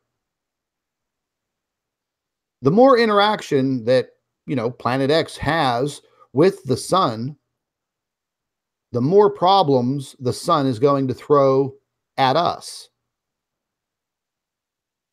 And just like this says, the following video footage will show you the last 27 days as the sun's coronal surface is literally just ripped away. And then you will see the birth of several coronal holes that open up and are Earth facing. And Dr. Albers, you want to touch base on what exactly the solar wind is? Yeah, the solar wind is plasma. It's gaseous plasma. Plasma is made out of particles that are depleted of electrons. So the electrons have been ripped away from the atom. So you end up with basically protons, which are hydrogen nuclei, just the proton without the electron. And you will get helium nuclei in it. And this is basically ejected by the sun. And as I have come up with basically built up on what other physicists have done, including Holton Arp and James McKinney. We explained how the solar capacitor works, how the solar wind causes these rings of positive charges to form around the sun. And they form around Jupiter and Saturn as well, because Jupiter and Saturn are also stars. They're just small stars, and the radiation they emit is not in the visible range. But they form these rings of positive particles around the star, and this is fed by the solar wind. And then comets will come in and discharge the solar capacitor. They absorb the ions from the rings and the negative electrons from the outer layer of the sun. The sun's corona is mainly made out of electrons. And then they form a tail in a coma, and they start absorbing material, and their orbit decreases, and that's how planets form. So that's what the solar wind does. And through trying to explain how the sun actually produces the solar wind, and about the fact that Holton Arp showed that galaxies are creating matter all the time. They are ejecting, creating material. And it's exactly the same as a star. They have a discharge, like a solar flare. And then from the solar flare, you get matter condensing. This matter then becomes a quasar. And then in the course of time, the quasar unfurls arms and becomes a galaxy in its own right. So then I said, but this is the same as solar flares. This is the same as what happens with the solar wind. So you basically have these discharges across the sun. It's like lightning. When you have lightning, it's like a current of particles that is accelerated. Whenever charged particles are accelerated, photons are emitted. You see, they tell you photons are emitted, but what's actually happening is photons are created. They just spring up whenever charged particles are created. And then photons, I discovered, open up because they're made out of two particles. And out of the photons comes massive particles. And so we have particle creation occurring. And then through the arrangement of the gravitational field, these particles are ejected, repelled by the sun's corona. So this is, excuse me, what causes the solar wind. It led me to understand what actually what gravity is. You know, I wanted to show everybody here a few things that I posted on our Planet X News Facebook page. And again, folks, you know, if you are not following Planet X News on Facebook, please do so, because this allows me to share a lot more information rapidly. And I know, you know, 99.9% of you are probably on Facebook quite a bit. But one thing I want to show you real quick. Oh, I can't show it to you on this. I'll show it to you this way. Hold on one second. I want to show you this video that was, this was posted by Illuminati Secrets, but I'm going to use their Facebook page as an example. Whenever you go and you follow a page, you could like the page and then you hit the follow button up here. But you see where it says default or see first. You don't want to leave Planet X News as default. You want to go up here and you want to click see first. See first. That means that all of our posts will appear in your news feed. Facebook has changed their algorithms and changed a few things, and now you're not going to see every little thing that somebody posts. It's going to be limited unless you have that box checked to see first. If you don't have that box checked, well, you're probably going to miss some things. But what I wanted to show you, let's just zip back over here. And I saw this morning, and I was pretty thrown back by it. And it starts dealing with, you know, chemtrails, which some people don't believe in them. But I believe that anybody listening to this broadcast right now believes they are spraying the living hell out of our skies. This post was put up about 21 hours ago by Illuminati Secrets right here on YouTube or Facebook. And I want you to check this out. I'm going to just mute it. Oh my goodness. It's a rectangle in the sky, Scott. Yeah. Now, let's take a look at that, folks. I mean, the person who videotaped it should have turned their camera horizontally. But what in the hell is happening here? Oh my goodness. Remember, folks, 2 months ago, I talked about these straight lines, geometric lines forming in the sky in these cloud patterns is impossible. Clouds are not square. Clouds are not triangular. They're not rectangular. I'm going to let this play over again. It's unbelievable. I'm going to get back to the best point of this. How can anybody think that that is normal? I don't know. Yeah, I mean, just look at that. That is. Imagine driving down the highway and, you know, this is what you see in the sky. I mean, I don't even know how this can possibly happen. this has to be artificially created. There is no way you can contain cloud like that unless you will contain it by some kind of field. I mean, even chemtrails will disperse. You know, it's just unbelievable, Scott. That crazy. It has to be contained by some kind of field in the sky. So yeah, it looks like it's a simulation, like we are living in a simulated world. Yeah. It's not real anymore. Everything's simulated. This was posted by Severe Weather Europe, another very, very good Facebook page. If you guys are not following this page, I would definitely, suggest following this page. And why is this video not playing? Oh, here we go. But they're just going over talking about what we were just talking about.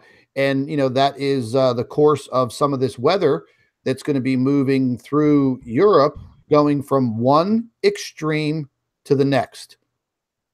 And, and with these types of extremes, folks, you're going to have this flooding.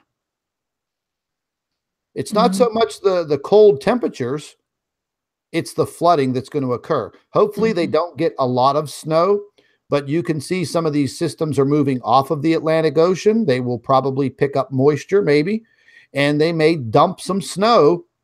And then in return, the warmth comes back and the flooding continues. This was a post that I did earlier this morning, and I've been a little baffled by what's been happening in my own neighborhood, and I wanted to share this with all of you. But, once again, just very odd, very weird things happening.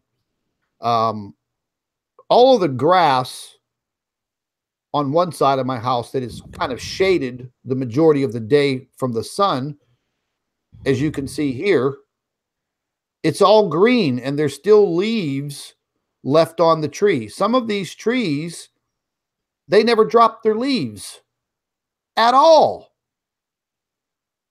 Oops. And this portion of grass stayed nice and green, and it doesn't receive a lot of sunlight, actually very little. But on the other side, all of this grass sees a lot of sunlight. And over the course of the last 2 months, it all burned. It all burned away to nothing. Zero. There's no grass. It's dirt. It's all dried up to nothing. Yeah. And this area, all through here is all burnt grass.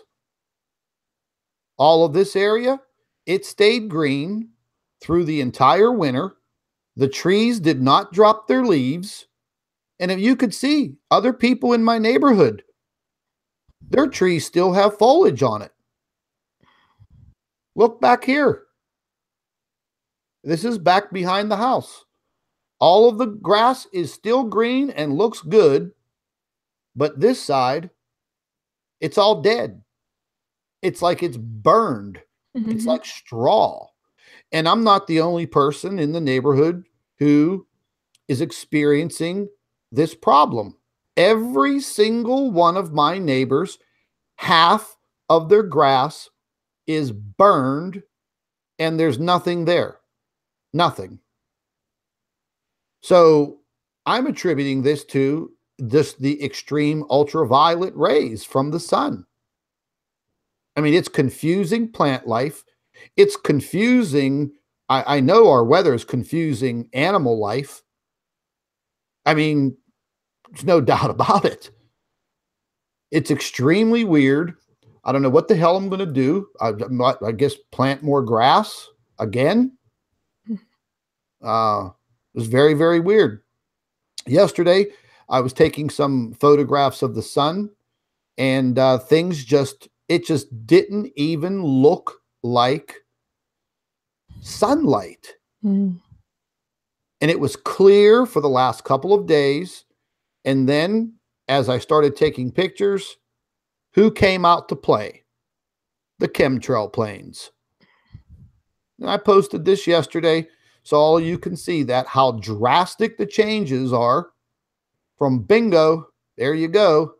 Within minutes, those bastards are out there mucking up the skies. 1, 2, 3. But while I was taking some of the photographs, you know, I noticed it was kind of cool outside in the low 40s. But as you bring your camera up to take these photographs, you could feel the intense heat on your face and on your skin. Once again, same as last winter. You feel that extreme heat on your face, but the air is very cold. So again, you know, from one stream to the next. And why isn't this rolling up here? Yeah, just another picture there. These pictures here, this is a very, very good YouTube channel. And I had posted some pictures. Where is the one picture? Right here. I was looking at some SDO pictures, and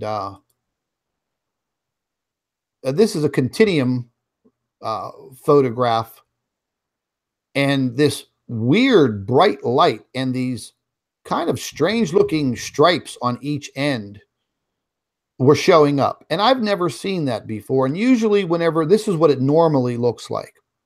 And when you're looking at this view will show you very clear defined sunspots.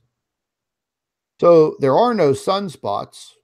And Oh my goodness, all of a sudden I'm looking at this and I'm like, what the hell is this? Scott, do you see that there is an outline behind the bright object?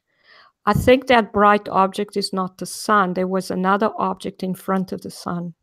Yeah, that's what was caught. It's really weird, but what I'm getting at is after I published this post, let me roll back up here. Oh the guys over at P&K Space Imaging, and this is another fantastic YouTube channel, and they have very sophisticated telescopes and video equipment, and they do live streams. I think one guy is in Miami and the other guy is in Lancaster, Pennsylvania, and they do very, very cool live streams of the planets and the moon. And it just so happened yesterday at about 11 o'clock in the morning, he started live streaming the sun with what's that filter called? The hydrogen alpha filter. Yeah, this H alpha filter, and he was live streaming the sun. And I grabbed a few screenshots from his live stream because I started to see exactly what I saw earlier in the morning in that continuum photo. Weird looking arrays. That looks very strange, yes. You know, and normally, folks, whenever you're viewing the sun through an H alpha filter, you're not going to see anything in the background, meaning, you know, like stars or anything back here. You're just going to see a big orange or red ball or, you know, yellow ball. You're basically looking for sunspots using those H alpha filters. Yeah, but here you have to take something into consideration, Scott. I don't think we are actually seeing the sun from the Earth's surface, even if you are seeing it through a telescope. Possibly what we are seeing is a holographic projection that is beamed down from some satellite and then manipulated by the lens system.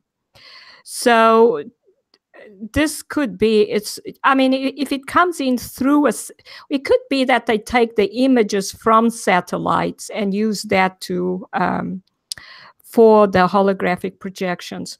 But I don't think we are actually seeing the sun, even through a telescope, the actual sun. So yeah, it was very weird. I mean, even the people in the live stream, when they were live streaming this yesterday in the morning, I was like, whoa. Yeah, this is very strange. You know, and again, you can see just this weird array.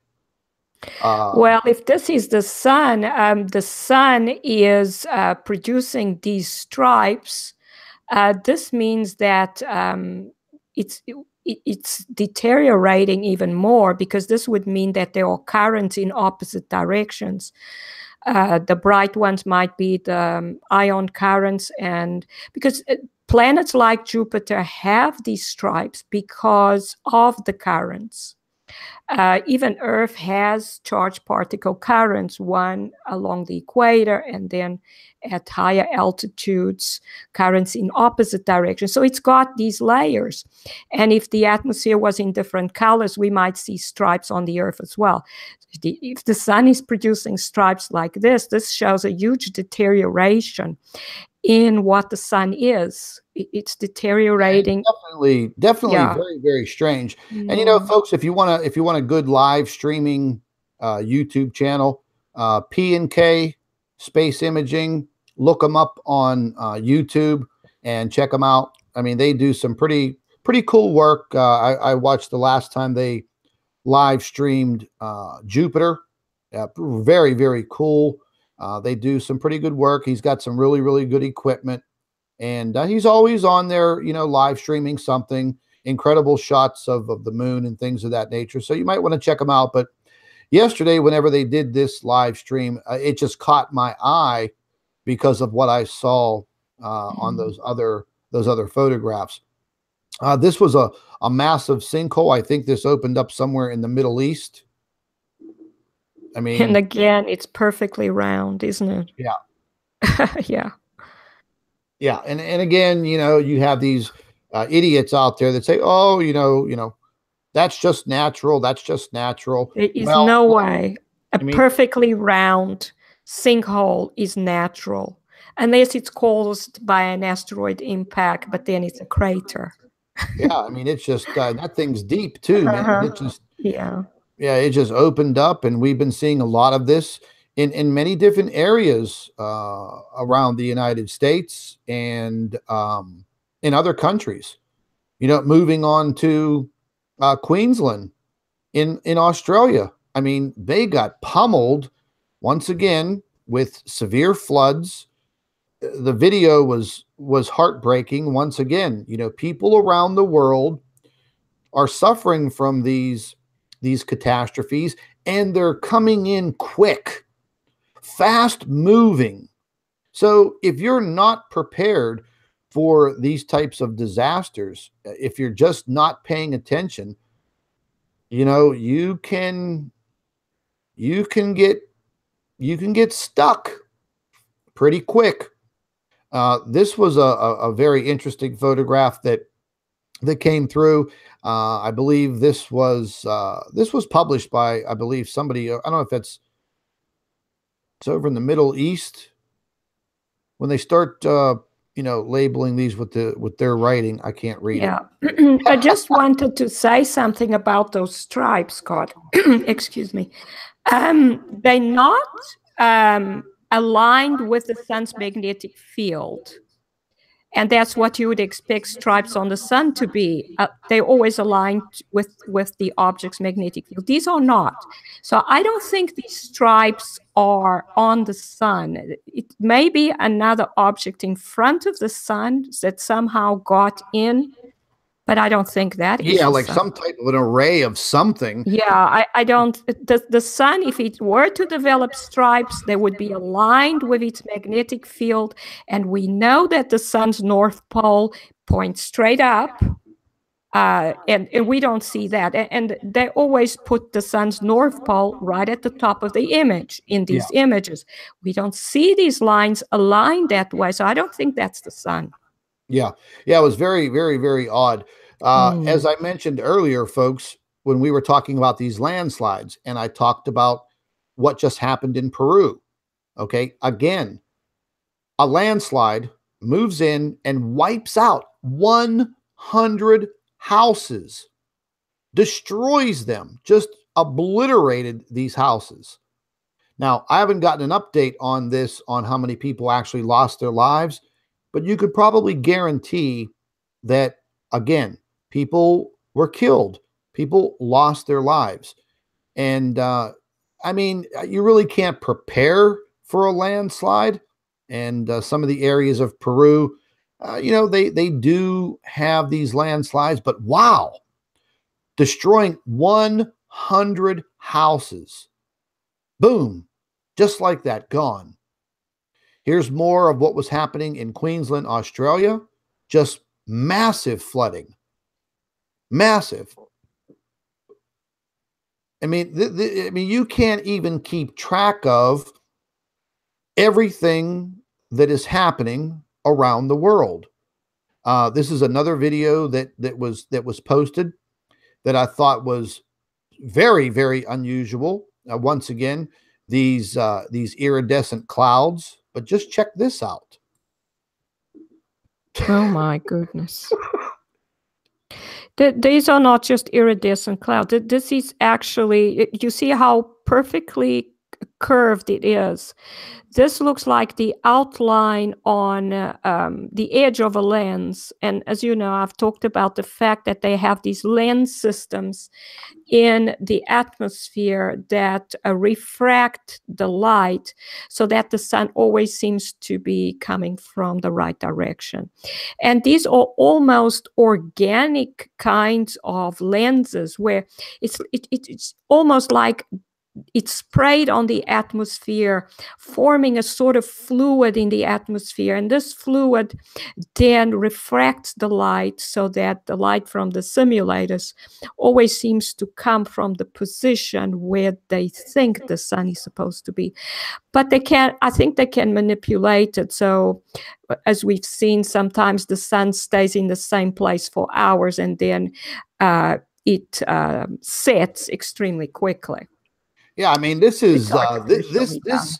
I mean, this looks like one of those moments. Yeah. When you look up and you're like, you have one of those WTF moments, like, what the is going on there? Look at the defined colors. Yeah. Yeah, those are refraction effects you would expect from lens systems, especially at the thin edges of the lenses. And this is exactly what we're seeing. That's why we have these perfect circles forming a halos. I think it's all to do with the lens system that they have placed in the sky to fool us into thinking everything is normal as usual. Yeah, now, folks, I don't know if any of you have heard, after that big nor'easter storm rolled off of the northeast coast of the United States, several days later, all of the energy from that storm, it coughed up some big waves. It pushed water all over the place. It pushed waves of water down into Puerto Rico and into the Bahamas. Now, I believe this is the island of, Urethra? I forget how you pronounce that. This actually was where these three guys are standing. That is a road. Wow. The road went straight across here to the other side. The water, I'll just play it, let you see it. They got all kind of flooding. My goodness. Bahamas, and it made its way all the way to South Florida. Wow. A beach that I used to go to, Hollywood Beach, Florida. People were all hanging out at the beach. The next thing you know, about 200, 300 feet of the beach, all the way up to the concrete beach walk, was flooded. Water just came out of nowhere. This water is literally coming out of the ocean, coming up on land, and cutting right through this foliage, and it wiped out that road. Yeah, well, this is the opposite of the water recession that we've seen starting off in Brazil and Uruguay. This is to be expected. If you have water receding to abnormally low levels, you would expect it to do the opposite on the other end. And that is, we would actually literally see tides wash up onto the land. You see the ocean starting to evade land. It's the opposite. And again, it's the same thing.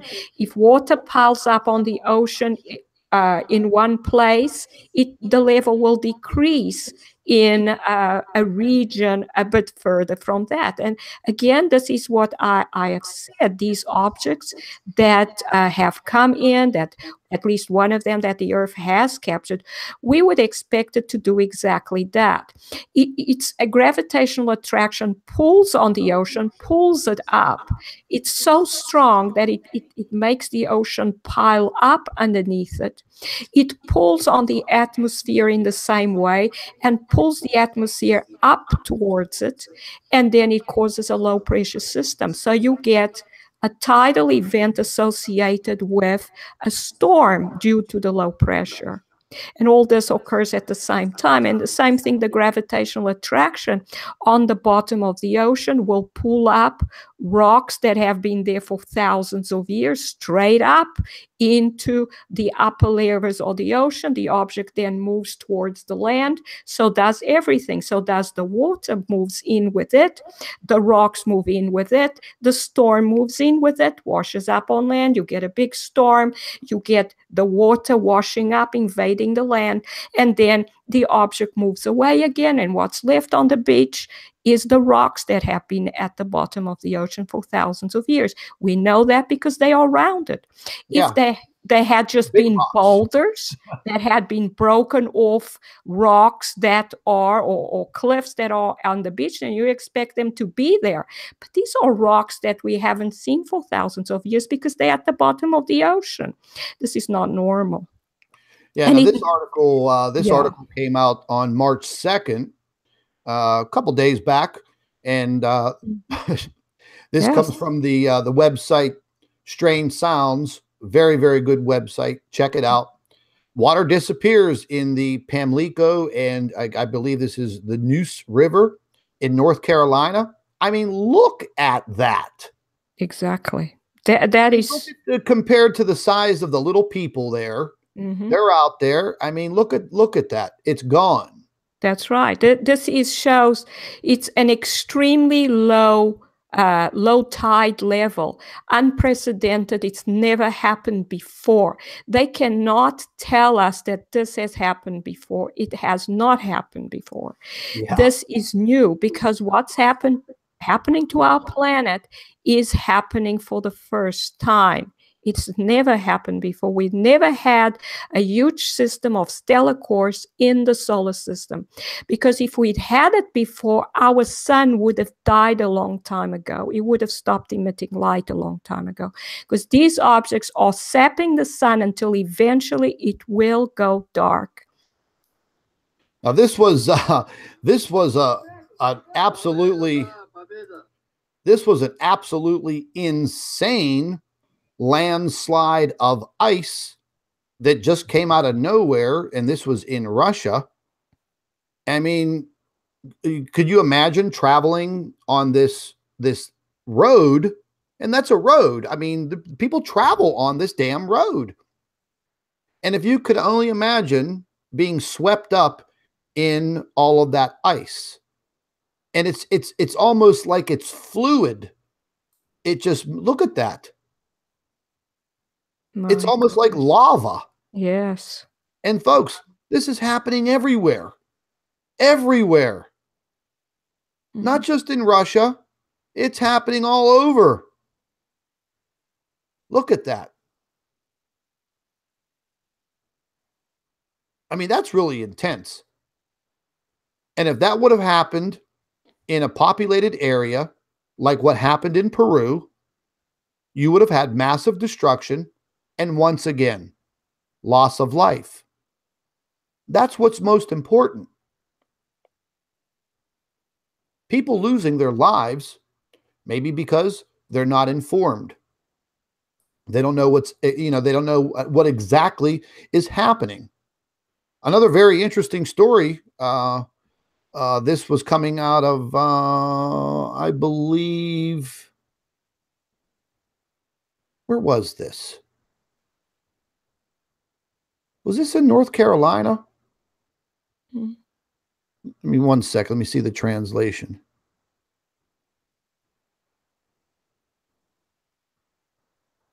I forget where this happened. It unearthed, it eroded all of this beach sand to reveal an ancient forest that has been I think they said it was 7,000 years old. Look at that. Hasn't been seen for thousands of years. Yeah. My goodness.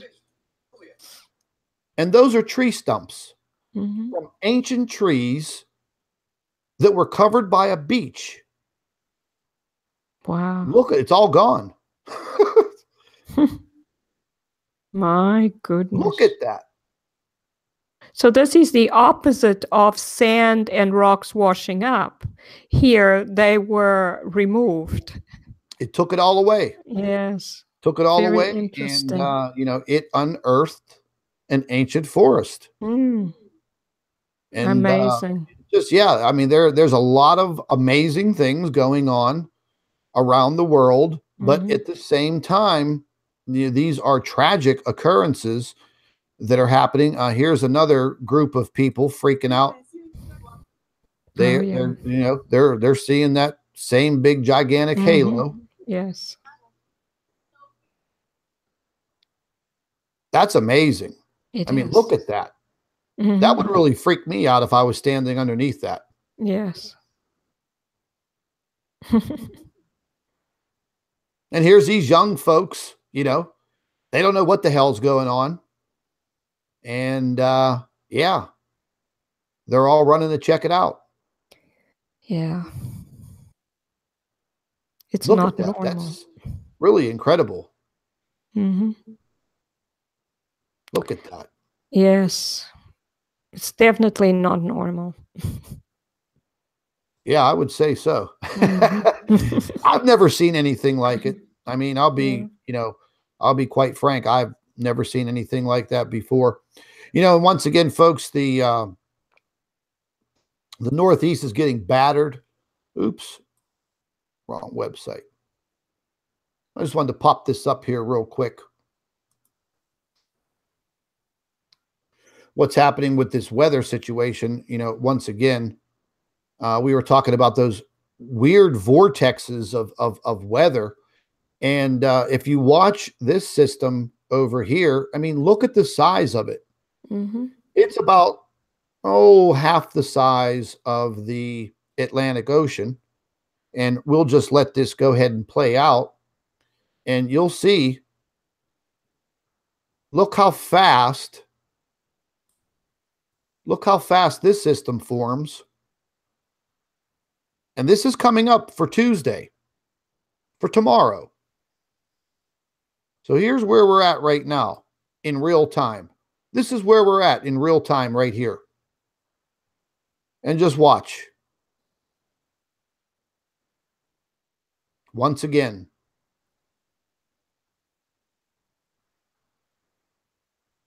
Look at the size of that thing. And you look over here to Europe. This is on Wednesday, 2 p.m. Now, once again, look at the size of this storm system. It's going to batter the coastline of Portugal, Spain. It's going to move into France. It's going to batter Scotland and the UK, and it's going to keep on moving. And again, these weather woes, this climate chaos is serious business. And this is what's going to cost people their lives. And we truly do need to really keep up on your own individual weather where you're at. And, I'm going to be honest, folks, you may have to check on your weather several times a day. Things are just moving at a very rapid pace. And a lot more craziness way in the upper parts of the Atlantic Ocean, moving all the way up the coast of Greenland.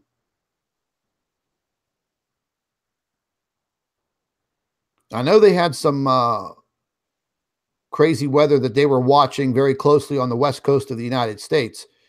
I don't know if that has changed. I know they were supposed to get some rain. I don't know if that weather forecast has changed.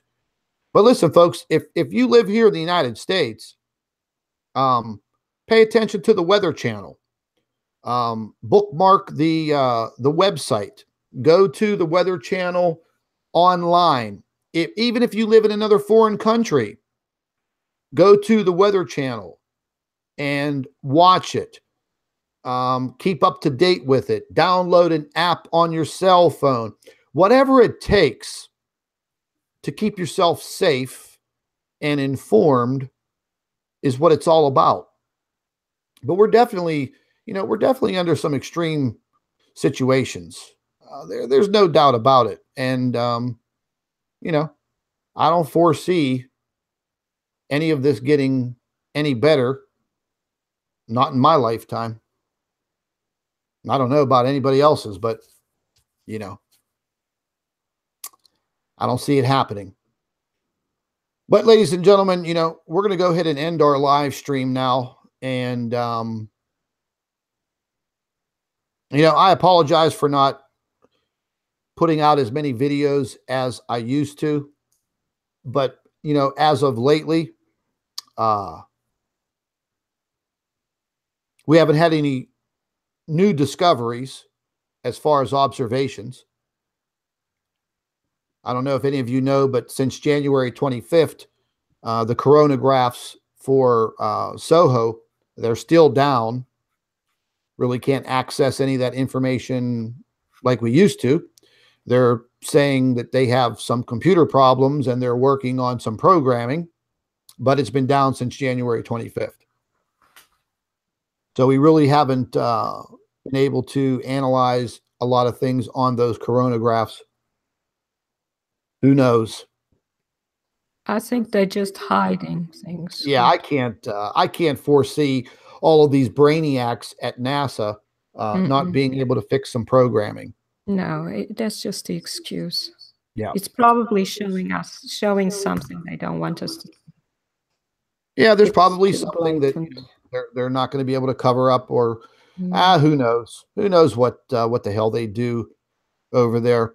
But ladies and gentlemen, definitely stay tuned and share all of the information with your friends and your family members. Share it all on Facebook, tweet it, do whatever you need to do, and pay very close attention to what's happening around you, because that's what counts. That's what counts. And same thing with Dr. Albers and her YouTube channel. Now, Dr. Albers works very, very hard each and every day, producing her articles and her videos. And she's been touching base on some other subjects other than just, Planet X observations. And it's a good learning experience for everyone. I learn from her every single day. But Dr. Albers, any last words for everybody? Yes, Scott. Well, as usual, I'd like to say, and as you said, things are not going to get better. Things are going to get worse all over this planet. And eventually there'll only be one safe place, and that is in the arms of our Creator. Because only He can save us. And He said, whoever shall call upon the name of the Lord will be saved. So I'd like to urge everybody to call on His name, get to know Him, develop a relationship with Him, because He can help you. He can warn you about things. He can guide you. He can take you to a place of safety. And eventually there will be nothing else. There's only Him that can protect us from what is occurring to our planet. And so that's what I'd like people to do. Because I don't have anything else to offer, because I cannot say that things are going to get better. I know they will get worse. So I'd just like to leave it with that. I agree with you 100%. You know, ladies and gentlemen, earlier in our broadcast, we were talking about religion, and one person had a very, very good point. It's not about your religious beliefs. It's about your faith. It's about your faith. I just wanted to mention that before we ended. Have faith in yourself. Have faith in the knowledge that you are gathering. Because like I always say, knowledge is power. And they don't want you to have that power. But we're going to get it one way or another.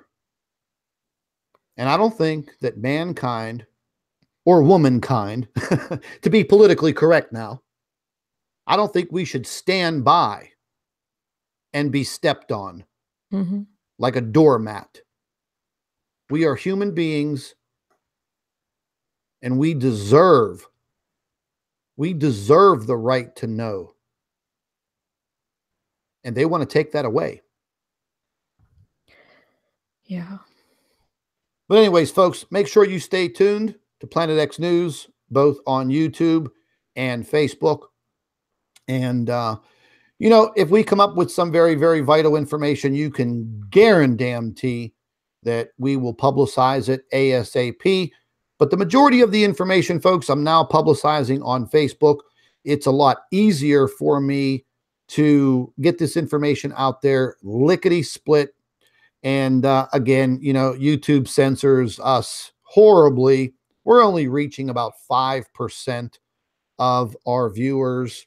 So, Facebook's been kind of nice to an extent. And I thank them for unsuspending my personal Facebook page. I actually had 2 telephone calls, real telephone calls with personnel from Facebook. They were very nice, very professional, and they agreed that my Facebook page should have never been suspended. It was a bunch of horse shit, and they did the right thing, and they unsuspended the 30-day suspension, and we were back to business. They also clued me in on a lot of things, and it was good information. Good information. But I can guarantee this, you'll never talk to a human being at YouTube.